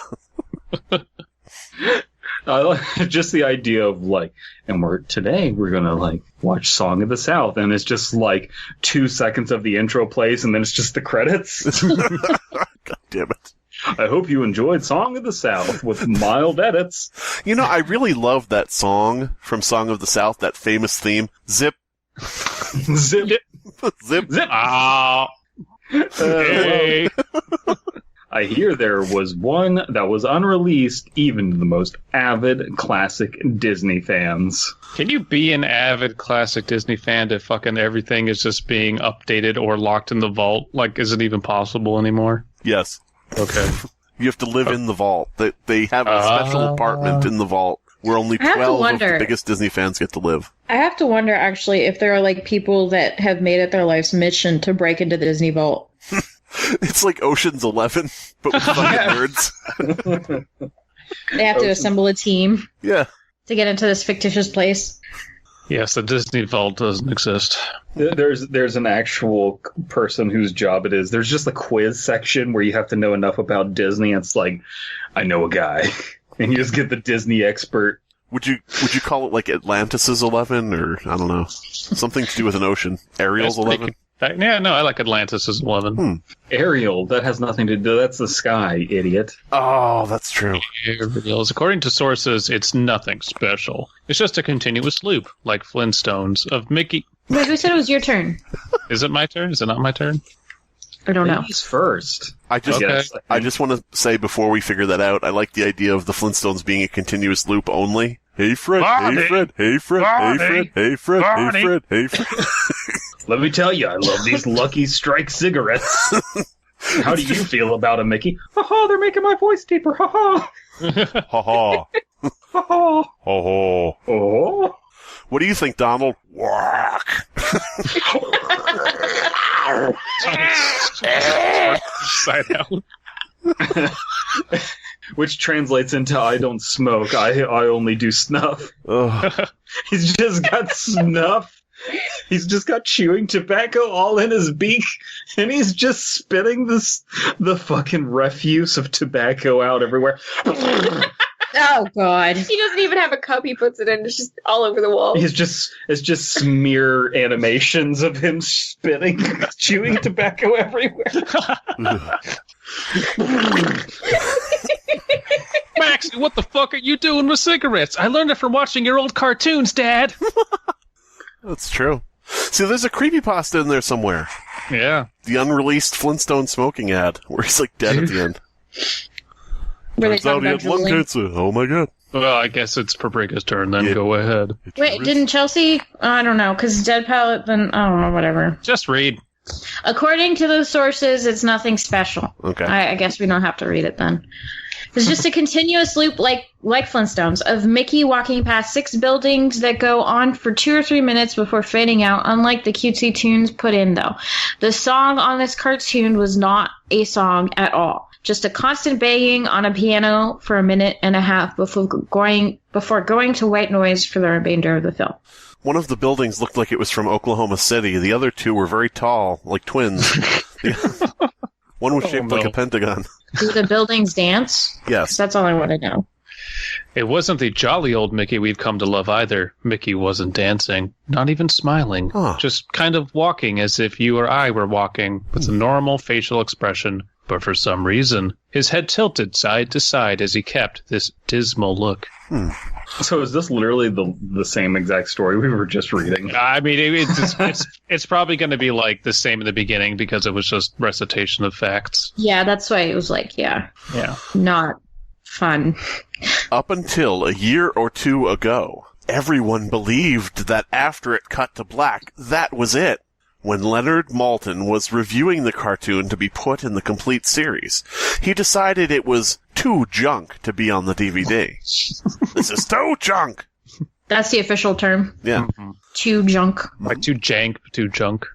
But wanted... This right here is too junk. We gotta get something. We gotta pizzazz it up. Yeah, make something less Not junk, like this. if you will. Tired of all this black and white old animation. We need to add get some cartoon titties. We gotta get some 3D animation in here. It's the future, baby. Yep.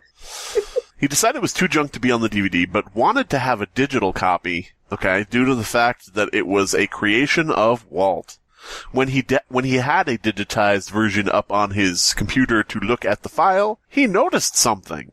The cartoon was actually 9 minutes and 4 seconds long. This is what my source emailed to me in full. He is a personal assistant of one of the higher executives at Disney, an acquaintance of Mr. Martin himself. Maltin, Martin, Madeline. Martin Lawrence, yeah. They're all the same name. Matlock? Mm-hmm. Black Knight. After it cut to black, it stayed like that for until the 6th minute. I don't know why that tickles me. Well, I mean, like, if it cut to black and stayed there, wouldn't that film be, like, thrown out? Because it's, like, just black film. No, yeah, I think you it see, they junk, purposefully put in the black to, throw you off. Wouldn't you just cut that so that it starts at the 6th minute? No, Paprika, it's spooky. It's spooky. Okay. Shit. Let's be honest. Hollywood executives were all about cutting out the black back in the day, so. No, they're about crushing the blacks. Oh, yeah, that's true. Yeah. So, well, hear me out. Let's say, okay, this is back when you didn't have TVs in your house. They're going to go to a movie theater to watch this, right? No. What? Yeah, to see the talkies, or... Yeah, they're going to go see the talkies. They're going to go see a Nickelodeon. They're going to see that nice Irish mouse. There's no talking in this. This is just music. I really like, I know that Nickelodeon is the actual term, but I really like the idea of old-timey gentlemen going to watch Rugrats in the theaters. Why that Chucky? I really like that Tommy Pickles. Yeah. Yeah, what? Okay, so this thing has like 6 minutes of 3 minutes of just complete blackness, darkness, all that I see imprisoning me. You go to the movie theater with your sweetheart, and then you just get 3 minutes to finger bang the fuck out of her in the dark. The lights come up and it's the wrong person. You turn to the wrong side. This doesn't feel like a vagina at all. In fact, this feels like a penis.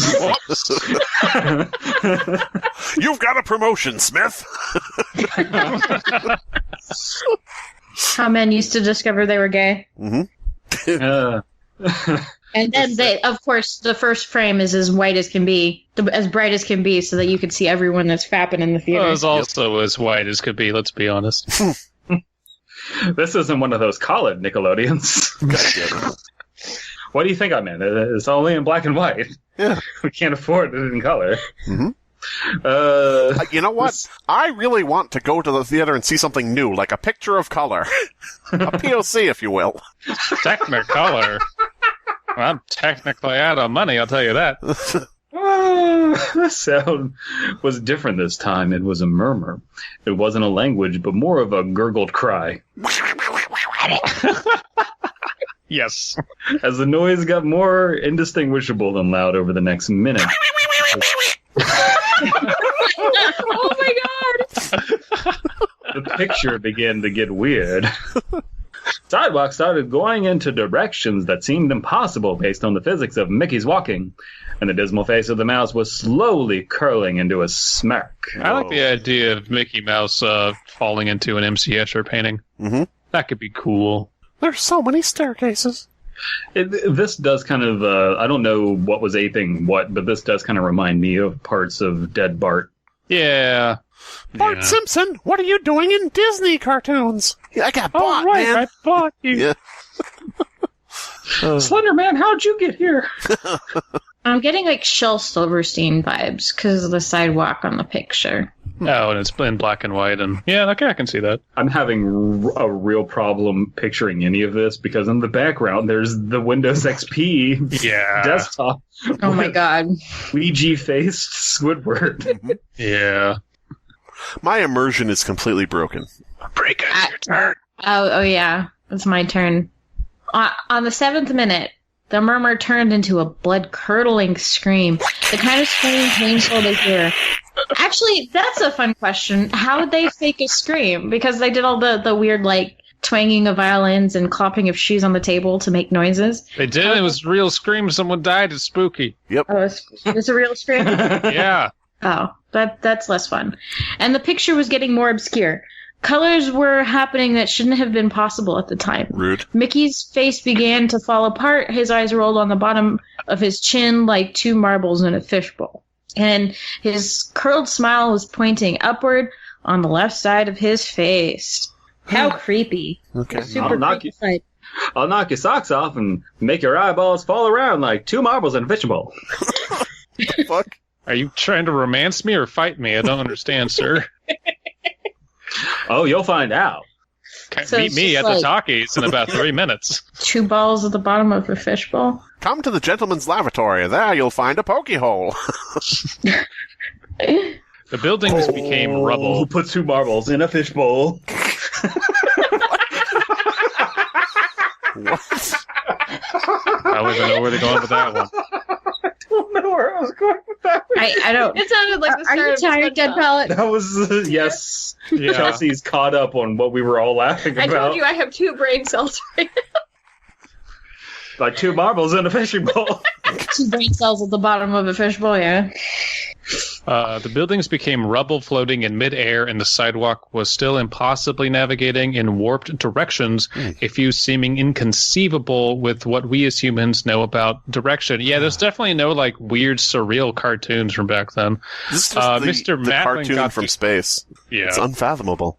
Mr. Matlin got disturbed and left the room, sending an employee to finish the video and take notes of everything happening up until the last second, and afterward immediately stored the disc of the cartoon into the vault.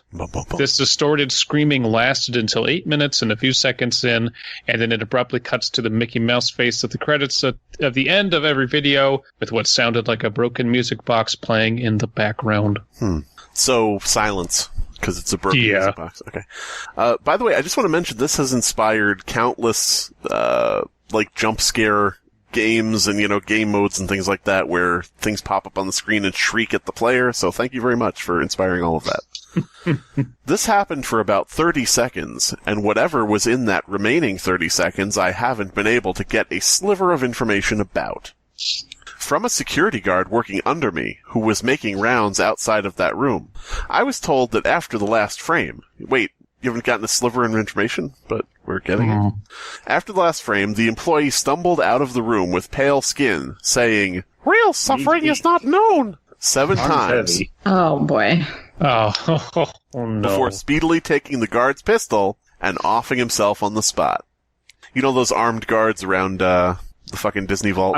Can we- Okay, so you Can were we reading- technically blame you for this? No. You were reading, and I did not want to interrupt you, but at the beginning of this paragraph, that like we were mentioning the Disney Vault, and I'm like, I should interrupt them and make a joke about armed guards at the Disney Vault. And then it happens, and I regret not mentioning it. But guys, I want you to know, I was thinking this exact thing, and the story went there. Well, I Sure you 100% believe that there are armed guards outside the Disney Vault. Absolutely, there are. Yeah, Well, protective of their IP, there are. AK-47s. Yeah, no, I that's think the thing. that is the I was- Disney Vault is just like this really sad. with mouse ears. I think it's just a really sad attic with like cobwebs and films and nothing else, and nobody knows it's the Disney Vault.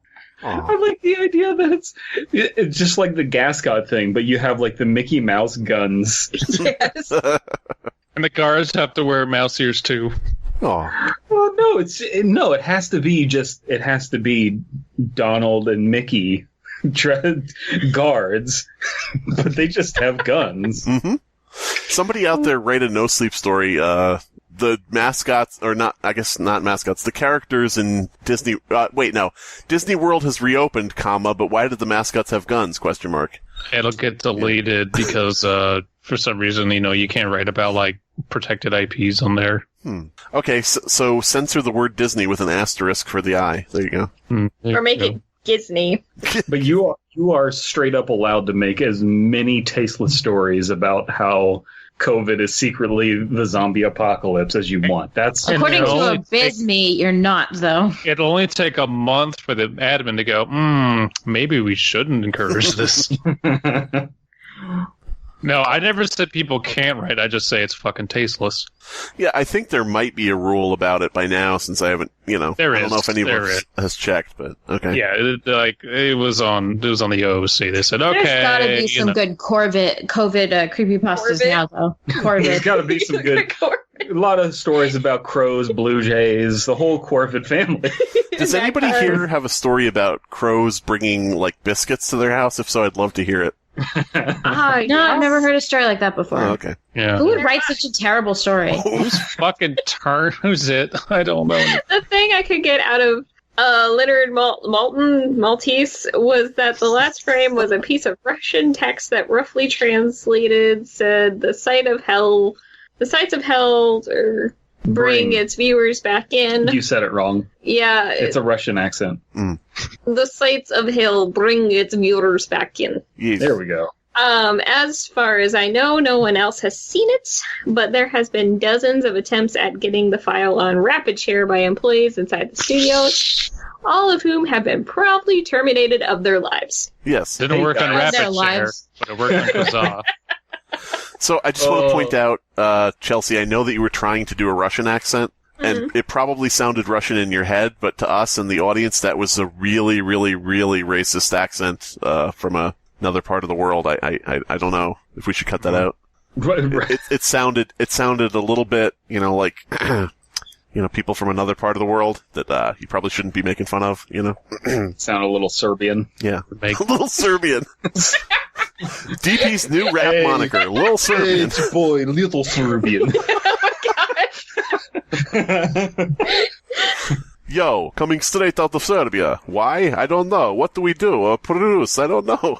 What does Serbia do? What is it for? Are you just making more that we have to cut out now? Yeah. Slimebeast? Cut What out. are you even doing? Why is It's all staying in. Why is your Serbian like a New York Jew? It's like, hey, What do you know? They want a little Serbian schmear. That's a speedo. I'm a Serb over here. Hey, yo. Whoa, hey. Listen, I'm gonna Bosnia you right in the Herzegovina if you don't shut up. Hey. God Sock damn and it. boppers.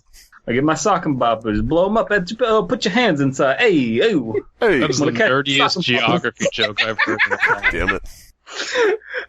Whether it got online or not is up for debate. It didn't, but rumors serve me right. It's online somewhere under suicidemouse.avi. If you ever find a copy of the film, I want you to never view it Okay. and to contact me by phone immediately, Give me your regardless number. of the time. Give me a number. Yeah. Yeah, that's a little problematic. When when a Disney death is covered up this as well as this, it means it has to be something huge. A Disney death. A Disney death. Can we put this story in the Disney Vault? Because I kind of hate it. No. It'll go right next to Hunchback of Notre Dame, too. Oof. A Disney death, by the way, Disney and death are capitalized, both. So I like to think of it being like the Disney princesses. There's also like the Disney dead, which is like a group of the characters who have been killed in Disney films. You just like buy dolls of them and they're like dead. Helga Sinclair would be among those dolls. I want one. Get back to me, TR. I've yet to find a copy. TR? What does TR stand for? Totally rad. Totally rad? Tiny rat. Tiny rat, thumbs up. Yo, what's up? It's your boy here from Tiny Rat Productions. Here's my newest animation. Here on Newgrounds. Thelonious Runk. I don't know. Runk. I don't know. I can't think of anything that's TR. Tom Ruse. That has to be your screen name going forward, is Thelonious Runk. I'm checking Twitter. That better be your Twitter name. Remember in the 90s when they retooled Mickey Mouse to be a rap gangster? God damn it. Sup, this is Thelonious Runk. You know, Mickey Mouse already makes a ha-ha sound just like Will Smith. Oh, Getting jiggy with it. God damn it. By the way, short, stupid story. Oh, go ahead. Short, stupid story. When I was in school as a kid, somebody brought in, the teacher had like a CD player where she would like play music while we were working on tests and stuff. One of the kids brought in a CD of Mickey Mouse, Goofy, and Donald, and everybody singing "Whoop, There It Is," if you remember that song. And asked the teacher if she could play it, and the teacher, being an older lady, very prim and proper, said, "Oh no, I know how rap is." They're like, "It's Disney, it's Mickey Mouse," and she says, "I don't trust it." I don't trust smart. don't trust smart we- lady. We had a cassette that was like Halloween themed, and it was Disney, and it's just like Goofy going, whoa! It was great. I fucking loved it. For some reason, 35 minutes, it's just Goofy saying, whoa! there's like spooky noises, and occasionally you hear like Mickey or Goofy doing something like that. My limbs are being severed. Slimebeast, to be fair to your teacher, she wasn't actually afraid of like the vulgar language in rap music. She was just racist, and Mickey Mouse is black. Well, so is Goofy. So is Goofy. Donald A lot is of diversity at Disney. Well, they are also animals, so take that how you will. Ouch. Ooh, Damn. wow. Elias. Cut that out. Bleep that, please. So, I have a question. If Mickey is black, Minnie is black, Goofy is black, is Donald like their little, twink, or what? What is the situation there? He's half white, half Asian because of the Is yellow. he the Piper Perry of I'm the wondering group? if Slimebeast knows what the word twink means from context I clues. was thinking of Piper Perry, but she's not a twink, but you get the No, idea. she's not. That's I You don't are think that off word means base, what you think it sir. means. okay. I need you to go to Bing.com and type in twink and tell me what comes up. Official definition. On Bing.com. What if So, yeah, sorry. this story, I mean, this is rather old at this point in internet years. It's been around forever. I've never read it until now. Are we being unfair to it because it establishes a lot of the lost media tropes that just got so overused? We kind of are. I don't know if you guys have ever seen SuicideMouse.avi. It's pretty cool. Is it? It sounds a lot video. cooler than the actual just pasta. Yeah, I just think it's not fun to read. I think that the real pasta were the friends we made along the way. No. I just want to read before we leave the Suicide Mouse Gpedia wiki. I want to read for Abysmii's sake. I want to read Frederick Flintstone. Nobody click on it. Nobody click on it. I'm going to read it to you. Okay, so here's Frederick Flintstone. Frederick Flintstone was a moose, but he was killed by Suicide Mouse G. But why was he killed? He apparently touched his sandwich. Okay, that's it. There you go, Abysmii. Awesome. Fantastic. Mm-hmm. Now, Logan 30-acre. Logan 30-acre was a mule. No. Well, hey there. Becky the human being here. If you're like me, a typical human female, then you highly value your skin. And you want a low roughness value with a large integer of polish units. This is why I totally recommend trying this new product I just discovered. It's called Gunk. Gunk is a non-dairy cream that you smear across every inch of your original non-stolen skin. I mean, obviously it's non-dairy. What human puts dairy-based cream all over their body? Everyone knows that's a social taboo. even, I don't know, extra-dimensional beings or whatever. Rest assured, this cream is taboo-free and will help you attract mating partners to compete for your precious limited ovum. Since applying this socially acceptable product on the hairless segments of my body, I've been, constantly receiving complimentary messages from wealthy, suitable mates. I almost feel like an inescapable arachnoid trapping prey in my kind of corrosive webbing. It sounds hard to believe, but just by using this potent product, I've become every bit as attractive as a hairy spider. Even if you aren't interested in mating rituals, my ranking in the local social hierarchy has increased dramatically. First, the neighborhood book club. Next, the universe. I firmly believe that my rapidly increasing sphere of influence comes from the fact that, when used in midday sunlight, the shine on my skin is able to blind my opponents, rendering them a puerile non-threat. I am so #blessed to have this weapon in my ever-growing arsenal. You too can place this critical item in your clutching purses for only $120. But its listed price is at a $230 value, so you're actually taking advantage of the Gunk LLC's weakness by purchasing this. But only if you order now before Gunk realizes its tactical mistake. Gunk. Exfoliate your skin. Expropriate your enemies.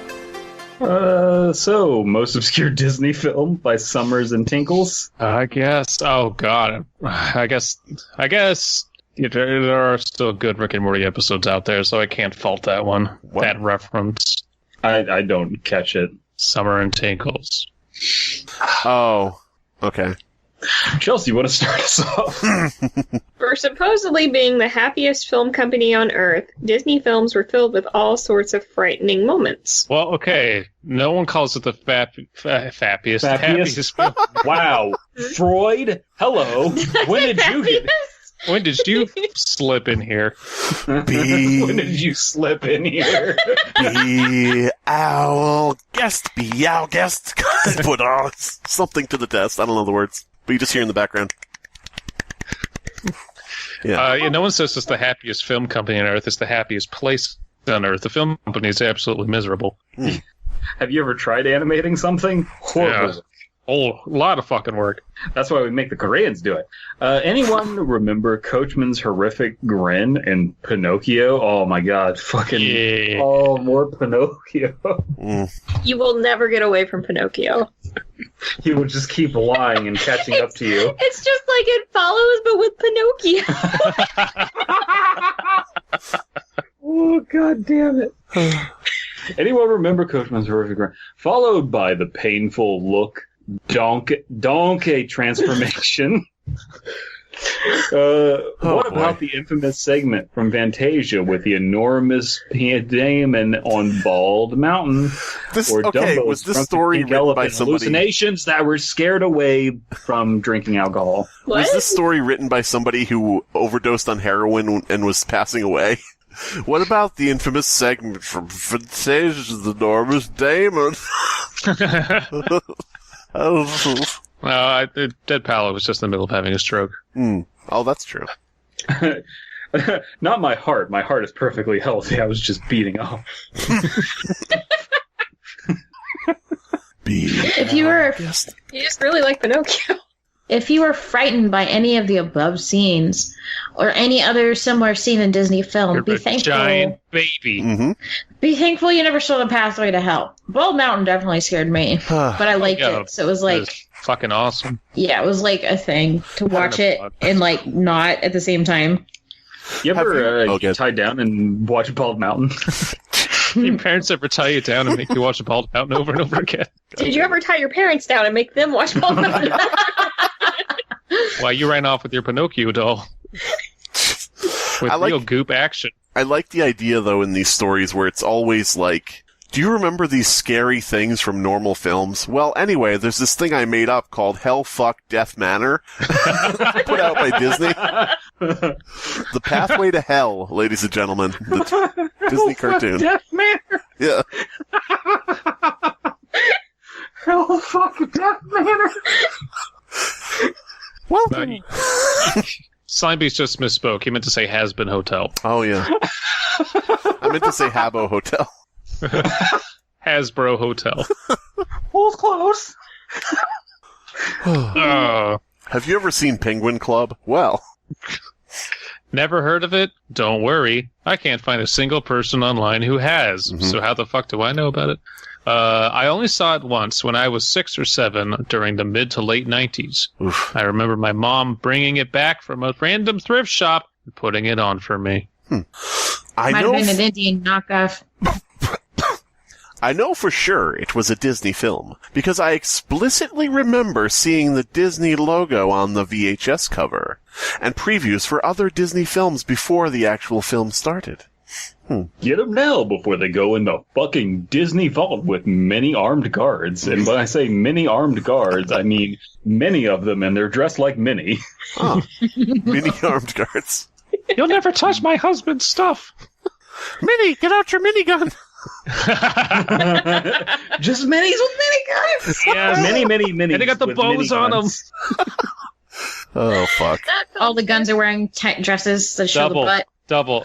I haven't asked for anything in a long time. Please draw mini guards with mini guns with bows on them outside the Disney vault. I can't remember what stupid thing Slimebeast suggested you draw, but please draw mini guns. That's the better thing. Okay, Double. Pick the drawing suggested by the person you like more, okay? Anyway, continuing. No, don't do that. Go to the person you like more. Okay, Abysmii, you call him, and I'll call him. Double, come here. This is Double. I have on my bingo card. I have on my bingo card.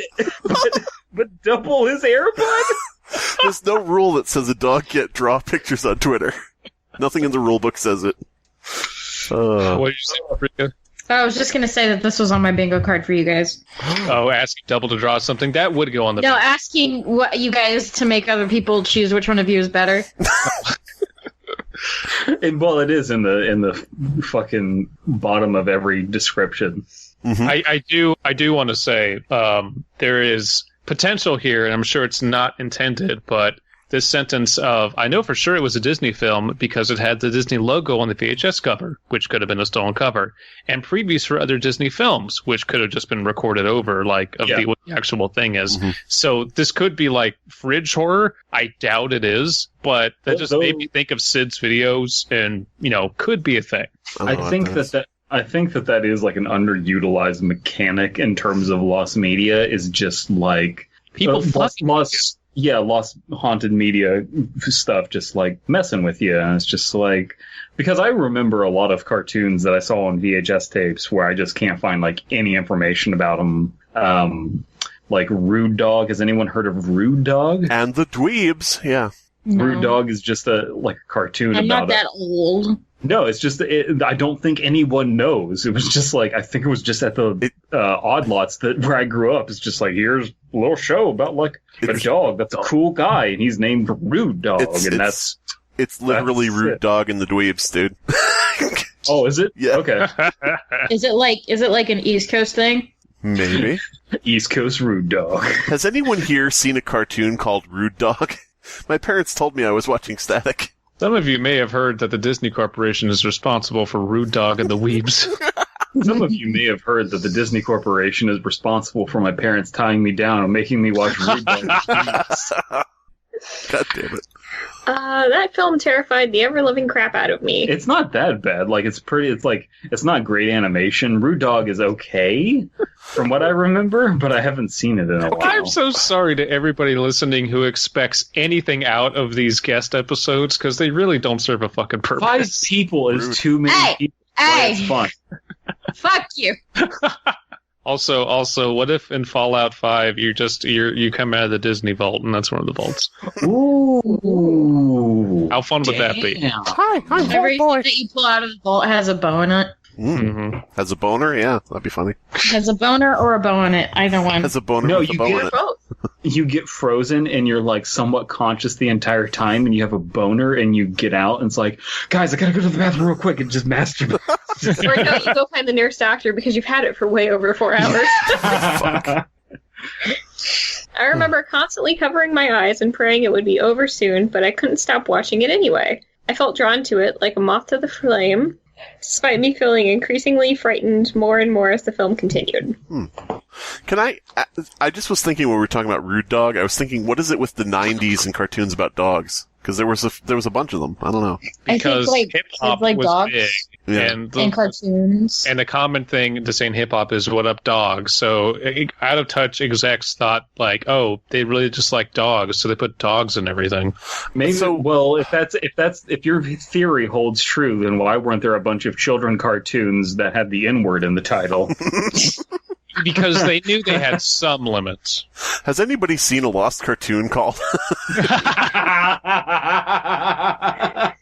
Oh. I was singing the theme song the other day and got in trouble. Oh, but shit, it's just a Doug. lyric. Oh, man. The film was about a pair of kids, a boy and a girl, who lived on a farm with their grandparents somewhere in the northern United States, like Montana. Haver, Like Montana. fucking Montana or something. Yeah. And they were told by their grandparents not to visit the well on the far side of the yard. The kids disobeyed their grandfather and visited it anyways. A bunch of demons came up from out of the well. Well, I guess that's what happens in the story. Real build up there. Stole the boy's head, and now the girl had to go down and find it. So Jack and Jill went up the hill to fetch a pail of water. Jack fell down and lost his crown, and Jill went tumbling after down the well to find it. Kinda, yeah. Okay. But it's called Pathway to Hell, so... It's called Pathway to Hell. It's called Pathway to Well. They misspelled it in the first. Are there lots of depictions in Disney of hell? Like in Mr. Toad, right? And what else? Wally, yeah. Oh, Hercules? Wally is just Earth. Wally. Literally. But this is the hell that liberals want. Can we get a Disney? Just Scotland. Oh my god. Can we get a Disney CD covering the hits of AC/DC? I'm TNT. He's dynamite. TNT. I've got big, and you've got big, I can't read this, I'm sorry. For a fee, I'm happy to be your backdoor man.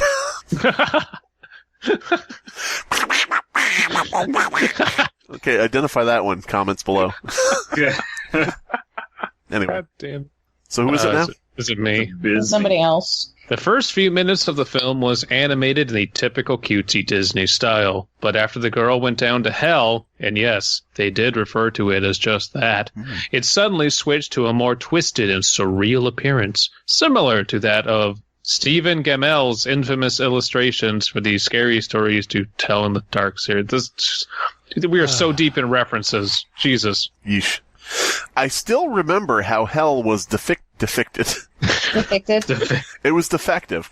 I still remember how hell was depicted in the film perfectly. It was mostly gray, with a few beads, reds, and blues here and there. The rocks looked like skulls, and the trees looked like hands, and the hands looked like trees, and the skulls looked like rocks. The hands were all booby. Yeah. People's boobies were all hands. What's with those skull-shaped rocks over there? Dude, this is hell. Those are skulls. Yeah. Man, it's really crazy that those rocks are shaped like skulls. The rocks by the people in the sleeping bags. Those aren't. They're okay. Those are skulls, dog. Excuse me. Can you stop your boobies from grabbing me? It's a little awkward. The latter constantly reached over and tried to grab the girl. As she ran through all of this with a terrified expression. Okay. Right now it just reminds me of Labyrinth, but okay, go ahead. Yeah, I can see that. This terrible, spooky, horrible, terrible lost movie that would never be shown to children, but is exactly like children's movies from the 80s. Yeah. Right. I will say that this story is very, like, the film they're describing is extremely just very evocative of Stephen Gamel's infamous illustrations of Scary Stories to Tell in the Dark. Absolutely. You really get a huge just vibe of that, especially this line here. Where was that? Similar to that of Stephen Gamel's infamous illustrations of Scary Stories to Tell in the Dark series. Yeah. Every time this creepy thing is a lot like that other creepy thing. Every time someone writes what most of these lost media Disney spooky things, I'm just like, you guys remember the Brave Little Toaster, right? most of what Jesus. you write is either just ridiculously That fucking fantastical clown. or fucking like lame next to the brave little toaster. I was as About Watership terrified. Down? Watership Down, just bunny rape. Oh yeah. Bunny rape the The movie. magnet in Brave Little Toaster scared me just as much as Ball Mountain. Also, why were they all whispering? That was so fucked up. No. But yeah. It's just, I'm a little scared. And it's just like, why is everyone whispering? This is so disturbing. Speak up, goddamn. The Raggedy Ann and Andy movie, I mean, fuck. Connect 4, the sequel. Connect 4. Terrible. Why is everybody whispering in the Chutes and Ladders movie? I don't understand. I want to see the Mattel Cinematic Universe crossover. Yeah. Right. You know, here's the thing. People, when the Battleship movie came out, everybody made fun of it because they were like, a movie based on a board game, this is so fucking stupid, blah, blah, blah, and it bombed, and that was the end of that. But looking back... It bombs. That movie deserves to be heavily criticized because it had Alexander Skarsgård for 3 fucking minutes and then they kill him off. But see, here's the thing. I remember falling asleep during that movie. It was terrible. Wouldn't you love to live in a timeline where we, right now in 2020, had like 5 or 6 movies to look back on of fucking terrible board game movies that some of them might be hilariously bad? You know, all you had to do to Battleship is they hinted at it, but they didn't go all the way through with it. If they actually showed 2 like mythical eldritch alien things actually playing Battleship, and then it zooms back into Earth and it shows what's happening, then everyone would have been on board with that movie. If it was just a like seriously self-aware movie, I think everyone would like it. But Well, what if you make Jumanji it was successful, right? The new one's or the old one? Both. Well, the old one definitely, but that was like, it wasn't a game before it was a movie, right? I don't think so. Which No, yeah, are we so talking? it What was is it now? Jumanji. I'm fairly Jumanji. certain that It was a book. wasn't a board game until No, Yeah. the board game was made for the movie. the movie Right. came first. Yeah, so It was a children's book, like way back, yeah. You know what would make a good movie? I think Settlers of Clue- well- Catan. It's fantastic. Clue is fantastic. So Clue is But good. Tim That's Curry, true. so Yeah. you know what? That's funny. Battleship has the person who played Pennywise. Clue has the person who played Pennywise. Oh my god. Coincidence? Coincidence? I think Yes. not. What board game would you... Okay, 100%. here's a thing for YouTube interaction to get our channel more promoted. Write in the comments below what board game you think would make the best movie. There you go. And tell us, at what age did your parents stop tying you down to the bed and making you watch Lost Media? I have the answer already. Mousetrap. Oh. Well, that's just Mouse Hunt or whatever it was with Oliver... Nathan Pestillo. Lane and the other guy. Oliver No, that was Pestillo, just yeah. that was just them trying to catch one. I want like a fucking. Wait, no. Do they have like stupid elaborate traps in that? Oh shit, you're right. Yeah. Mousetrap is just mousetraps with more steps. I think, like, Mouse Hunt is like Dennis the Menace. Oh, you guys on audio and the rest of you didn't get to witness what I witnessed. Chelsea, I saw her eyes processing of like, what is the statement that Brandon just said? A dial-up tone. Chelsea, wake up. Wake up, Chelsea, middle of the night, okay? Chelsea, wake up. Did you know that Mousetrap is just a mousetrap with more mouses and more traps? What? What the fuck? Brandon, it's 3 a.m. No, this is important. Save it for the car rides, please. Chelsea, can you imagine a mousetrap It's really involving a not your car ride bathtub? Sorry. Oh my god. So we're reading a story. It's Chelsea's turn again. Is it Chelsea's turn? I don't know. Chelsea, I'm read. lost. Am I reading the part you highlighted or the paragraph Yes. after you highlighted? Well, the one I highlighted. All right. Throughout the film, the girl constantly encountered various obstacles. Some of the demons she met ended up helping her, while others were less helpful. There was no possible way of knowing who was friend or foe. Except for which ones helped you, but yeah. There's no way to know who my friends are. And then there's Except- just signs over their face. One of these demons is handing me a golden key, and the other demon is pointing at me and then to his engorged penis. There's no way to know which one is friend and which one is foe. This one's a really cute puppet, and that one has sharp teeth. Yeah. That one's made of teeth. That one's made of teeth. That And one's hands. just teeth, child. That one won't stop rubbing its nipples. This one has several dead children in its jaws. I'm not sure. That one's David Bowie. I'm not sure about him. David Bowie had several dead children in his jaws? Damn. Yep. You didn't watch Labyrinth? It's in there. David Bowie was just made of teeth. Come on and get in my mouth. I feel like he was made of bulge. As I dislocate my jaw. The first creature she met was some sort of eyeless pig, rat, bug thing that made screaming/laughing sound like a demonic Donald Duck. Wasn't this an episode of South Park? Yep. Man, bear, pig? Yeah. Man, bear, pig, yeah. Bug rat pig. Pig rat bug. As it tore away the girl's dress, and she ended up spending the majority of the film in her underwear. This sounds Yay! very Edgy. Japanese. So they changed out the tape and said the puff thing for a porno? Oh, no. It's an anime. That explains all of this. Oh, yeah. Immediately. It's an anime like Chilling Tales to tell in the dark of places. Scary stories, whatever. No. The first one, definitely. I just like the idea of, we don't know anything about that until this point. It says, the creature tore off the girl's dress. She said. Nani was heard very loud. Nani? Nani Deska? Anyway. So we are getting our smut in. This is good. Yeah. It's a little girl. Did they say in the beginning? What did it say? Well, I'm already a racist. Might as well be a pedophile too, huh? Oh my God. Same thing, right? Oh yeah, it's a parakeet. Damn it. Take it back. It's going to be recorded out of context. Elias? Bleep all that out. It's just that the opposite statement is just made at Epstein's trial. He's just like, might as well be racist too. Jeffrey Epstein, he was an alright guy. I never flew on his plane, but I wanted to. Oh my God. I didn't fly on his plane racist pedophile airlines. It just didn't seem right to me. Racist I was just pedophile there for the airlines. racism. Racist pedophile airlines. Come fly the skies that are friendly, dependent on your age and race. Okay. You must be this tall to ride. Damn. You must not be this tall to ride. You have rights on this plane as long as you're legal. Ugh, goddamn. Anyway.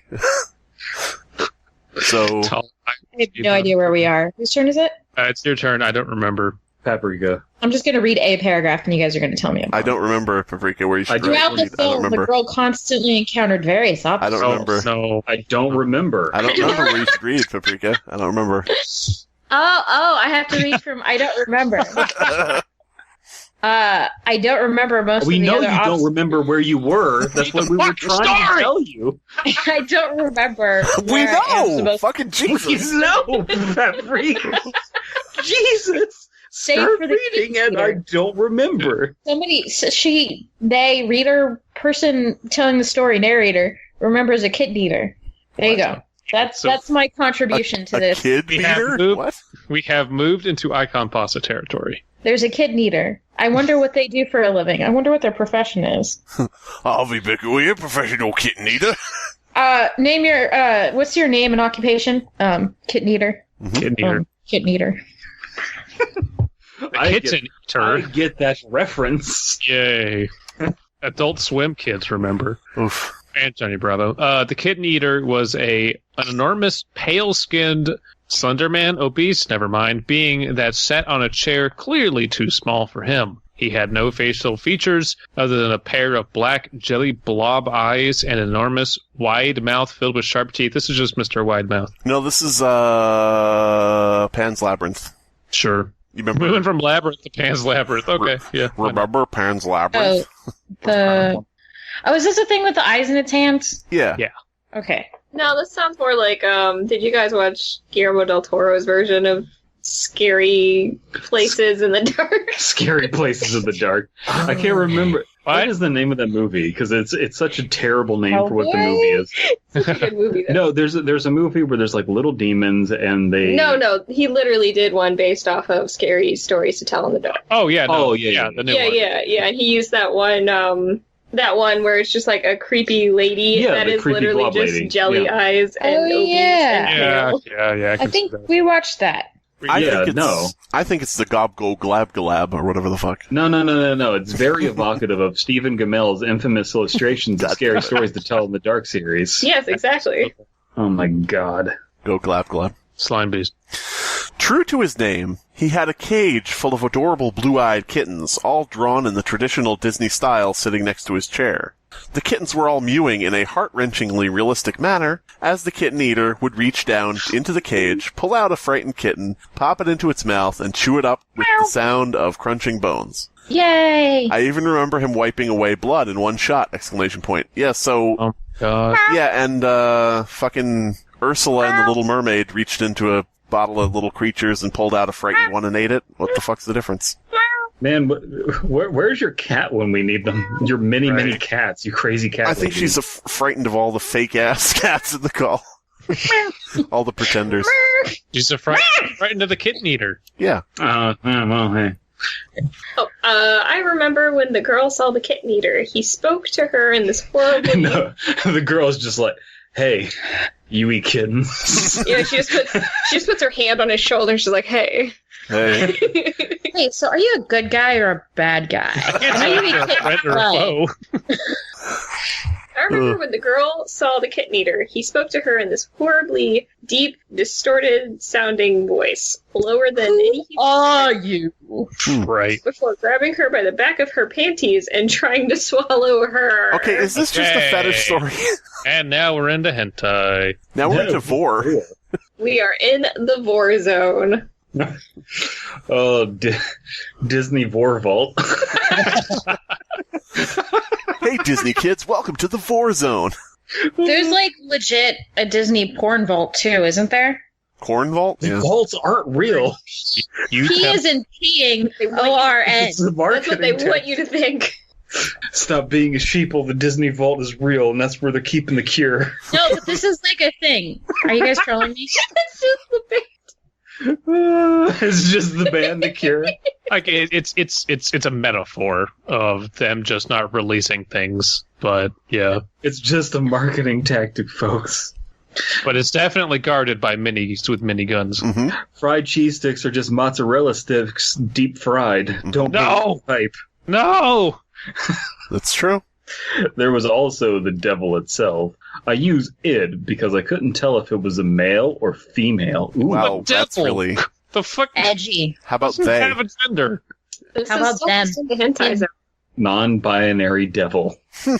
I can be your non-binary devil or your non-binary angle. You remember, you got to choose the devil whose gender you know over the devil whose gender you don't know. What? That's the saying is, right?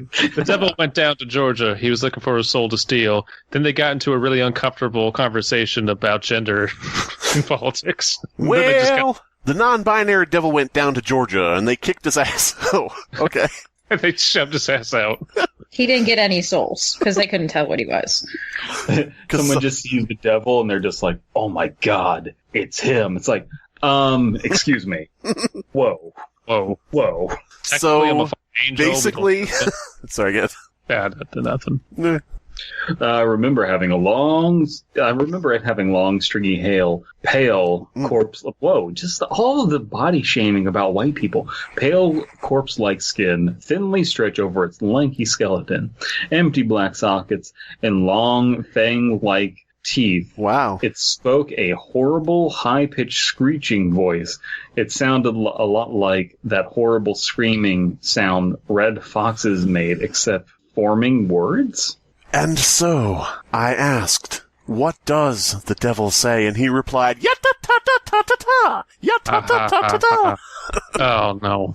Do you remember that, guys? Remember Bro, it? you're posting cringe. Bro, you're posting cringe. The more highbrow joke to make would be like, I can't believe he sounded like Red Fox, the comedian? Yeah, that's really a high-minded joke. Remember Red Fox? A little bit racist, but okay. Yeah. Hey, that's my Black thing. people, that's pretty racist. I mean, you said he was the devil. Jeez. Okay, anyway.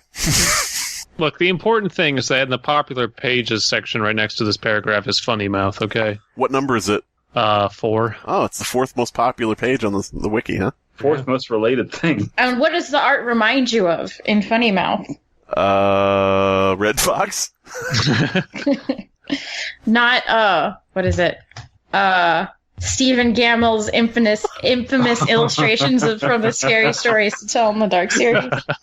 Stephen Gammell's infinite illustrations. Now, there's a story for you. I remember there being a strange song that played as the devil and its minions tossed the boy's severed head around and one side. Speaking of which, oh my goodness. This movie sounds like it's probably way better than Song of the South. Song of the South, except there's devils and demons and shit. I don't even know how to react to that statement. This probably sounds better than Song of the South. Well, that's high praise. More that's high capable praise of being for Paprika, watched. with how racist she is. More capable of being released and watched than Song of the South. That should be the new freshness rating on Rotten Tomatoes. Is better than Song of the South. Every Adam Sandler film still below the line. What? Speaking of which, that's another thing I remember quite vividly. I have to pause. I know we're talking a lot of shit. We're going on a lot of tangents. However, this story it just feels so uninspired that I barely recall what has actually transpired. We have a cartoon, and presumable brother and sister get lost down a well, and horrible, really kind of tame stuff happens, and it's just the minutia of it all. Pretty sure that Lucifer showed up with pancakes at some point. Yes. Yeah. I think this. I'm pretty sure that a character that eats kittens is totally something that Disney could make cute. Even that, like, Alice in Wonderland is scarier than this. Right? So here's the thing: is I think that the story sold itself out as soon as it said Stephen Gammell's Scary Stories to Tell. Well, that didn't help. No, but that's what the story is basing itself off of, because like everything that it's describing is just like visuals lifted from that instead of letting it be inspired. Yes, absolutely. Really? Because I get very different vibes. In my head, I'm just picturing like. I mean, isn't like Scary Stories like out. black and white, and they're talking about bright blue kittens? Bright blue kittens, yes. But like it's like all kinds of like weird body type kind of stuff is what you see in those Scary Stories. Oh, blue-eyed kittens. Guys, Ursula in The Little Mermaid is a big fat lady who literally sits there and pulls little cute cartoon creatures out of a bowl and eats them as they're frightened. This is literally just an exact and she's Disney movie. Badass. Does she eat them? I thought she just like absorbs her life essence or something. No, she pulls some little creature out of a bowl and It's like, eats it. does she kill them or and eat them and once consume their via calories? magical properties, it's not boring it to death. But you know, the thing is, this splitting is of hairs comment to ever come out of Abysmii is just like, do they kill them or just kind of like render their soul from their human flesh? Your Honor, Exhibit A. God, Abysmii's an alien. Give him some slack. A broom comes in and just pours papers on the table. See, the boy's head was still alive while it was separated from his body as the devil held the head and cried and begged the devil to return it to its body. I also remember the film constantly cutting back to the farm where the headless boy's body continued to walk around, picking up random shit, like rocks shaped like skulls, and placing them on the next stump, trying to replace its old head. Well, that's just comedic. That's where the real story is. That is fucking out of Return to Oz, is what that is. Oh, you're you right. seen Return to Oz? Yeah, you're totally right. Dude, like, there's a character, what's his name? Fucking what's his name? Jack Pumpkinhead, his head falls off, and he's just like the scariest thing you've ever seen, but they make him adorable, and I love him. Oh, okay, so I think I nailed it. This author maybe watched like a top 10 scariest kids cartoon moments that you've never heard of, and kind of just said, I could turn this into a creepypasta, which, not a terrible idea, but it's too transparent. And that's the issue. I could also see this being, because I've done this before, I could also see this being like somebody's idea for a cartoon. and they just, realizing that they'll never actually have a cartoon made or can't animate it, converted it into a creepypasta. But the thing is, you need some little, twist to it where it's like, well, here's why it couldn't actually just be a normal cartoon that, is like, not. This is like the second thing we read today that is more focused on the adjectives and the of hell than actually creating an environment that is hell. You know what I mean? Yeah. Like it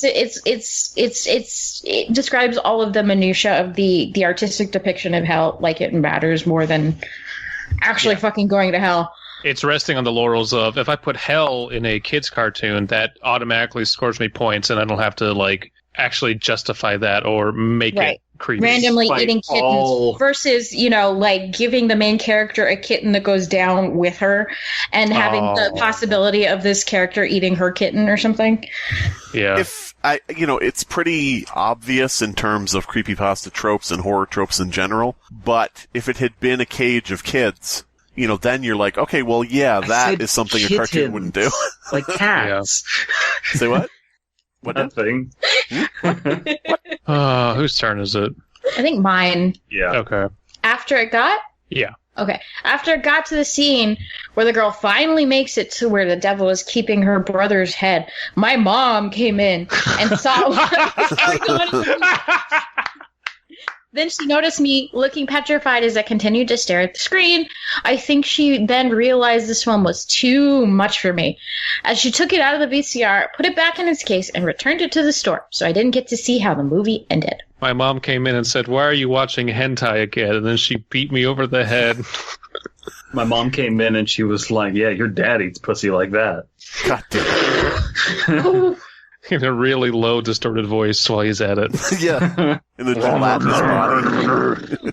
Hey, yeah, that's another thing. Every Disney movie has, like, a cartoon animal companion of some kind. There's none in the story. The brother's head is the animal companion.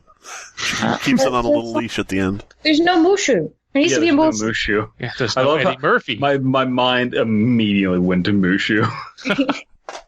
I just got finished watching Avatar: The Last Airbender, and I thought, you know what? Like the movie? Could have used Mushu. Do you hate yourself? Yes, I do. I do.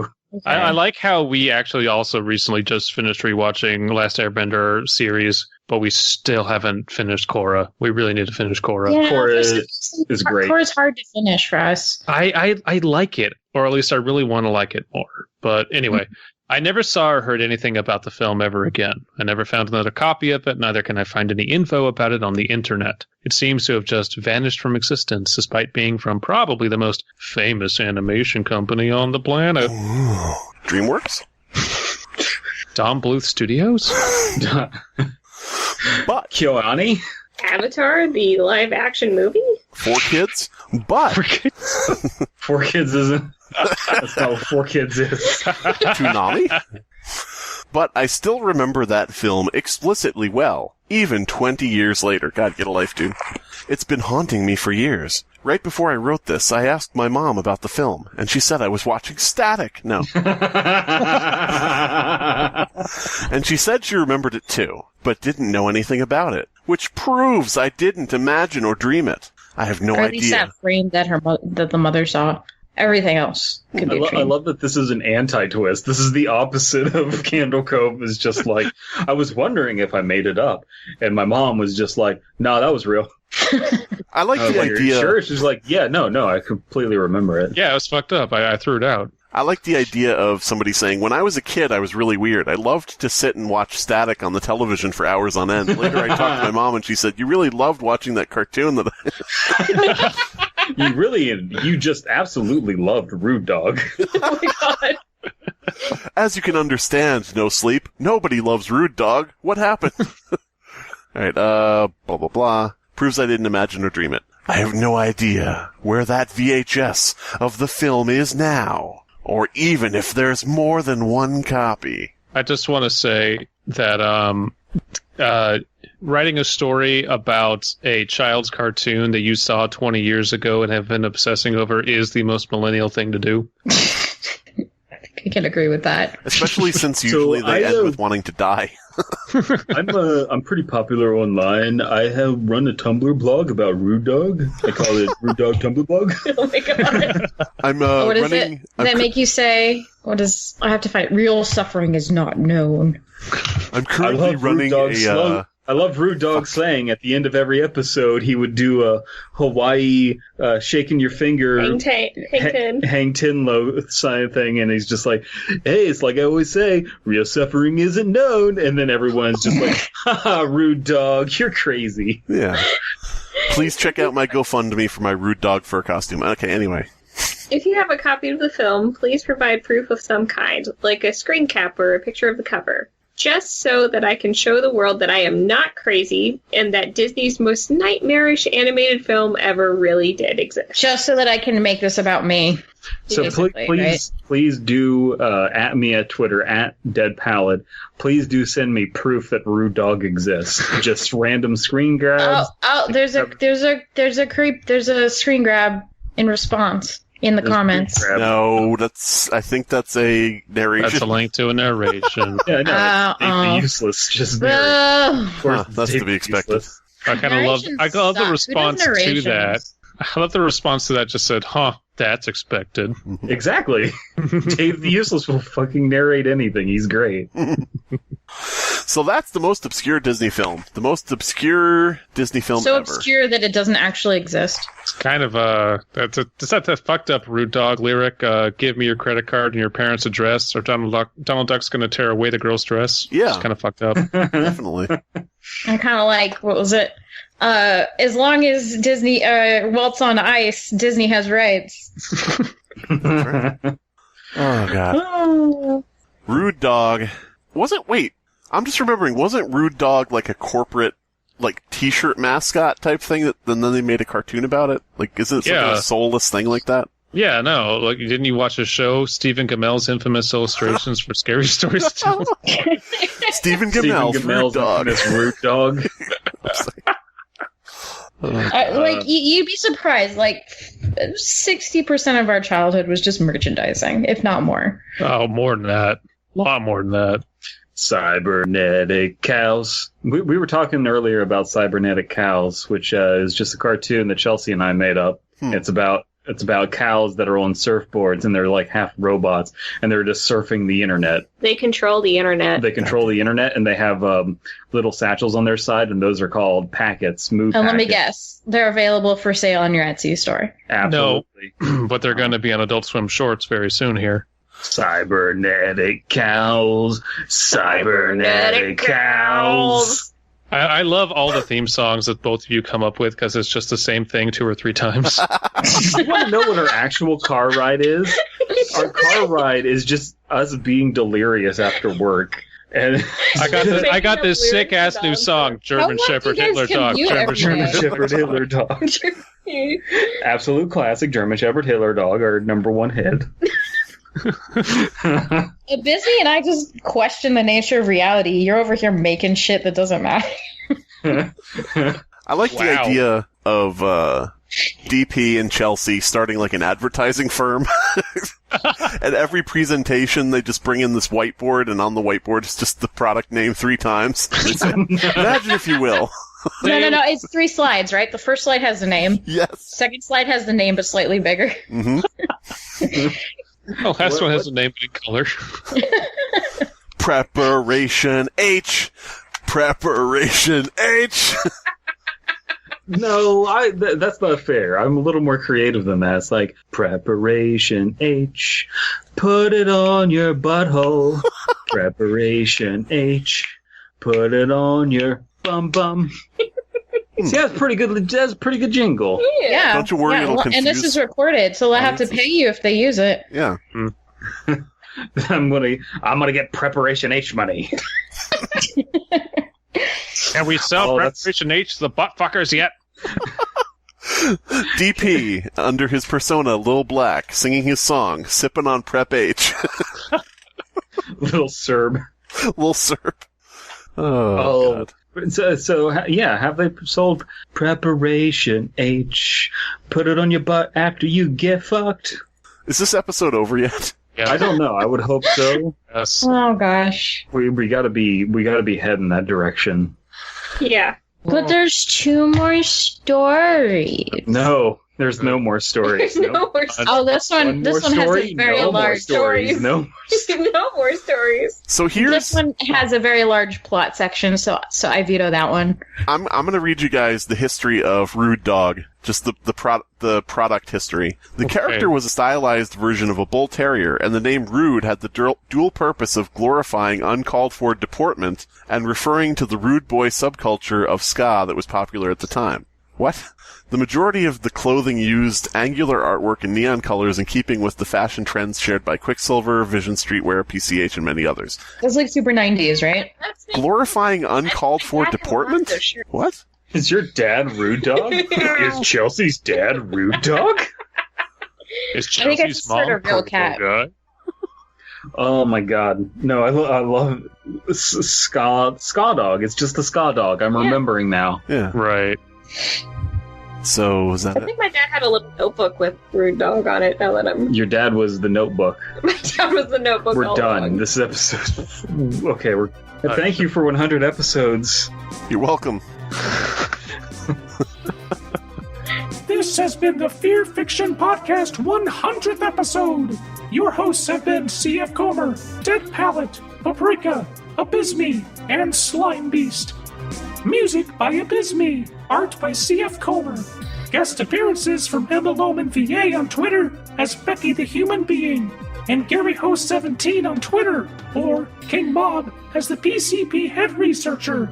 Edited by Elias the Intern. Subscribe to Fearfic on YouTube to stay updated on new episodes.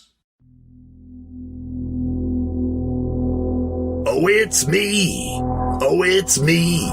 Adrift in a trashy sea. Hey, y'all. It's PCP Foundation Head Researcher here, and I've been doing what I always do.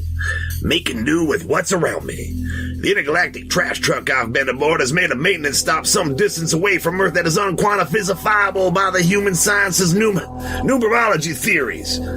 Planet is called Fearfic, using the human tongue to pronounce it, and I'm currently at its capital, Plop. Everything on this planet outside of where I am is trash. Endless trash, if you will. And you know what I always say. One man's endless trash is my endless treasure.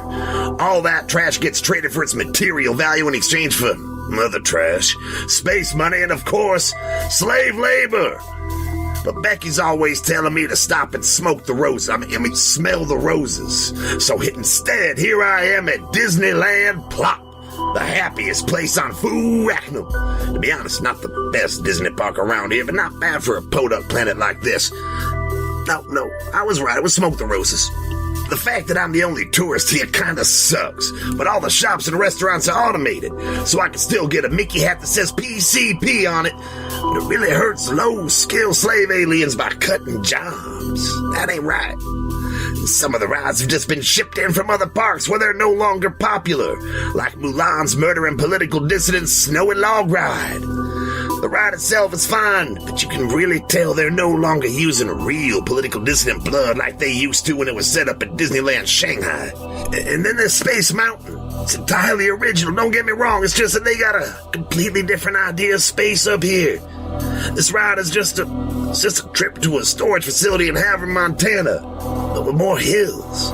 Clearly they didn't get the memo, and Havre is extremely flat. The best ride here is the Pirates of the I ain't even gonna try to pronounce that word. But that's everything you'd expect from the Caribbean rides. When I went through, I thought I saw Johnny Depp hiding in a barrel. I mean, he wasn't dressed like Captain Jack or nothing, but I think he was just hiding from his abusive wife there. This is about as far as anyone can get from anybody. Anyways, it's been a fun distraction from the world, this celestial entity. Whatever. One of these days I'll make my way back to terra firma, but bye for now. Adrift in a trashy sea, still looking for what you need.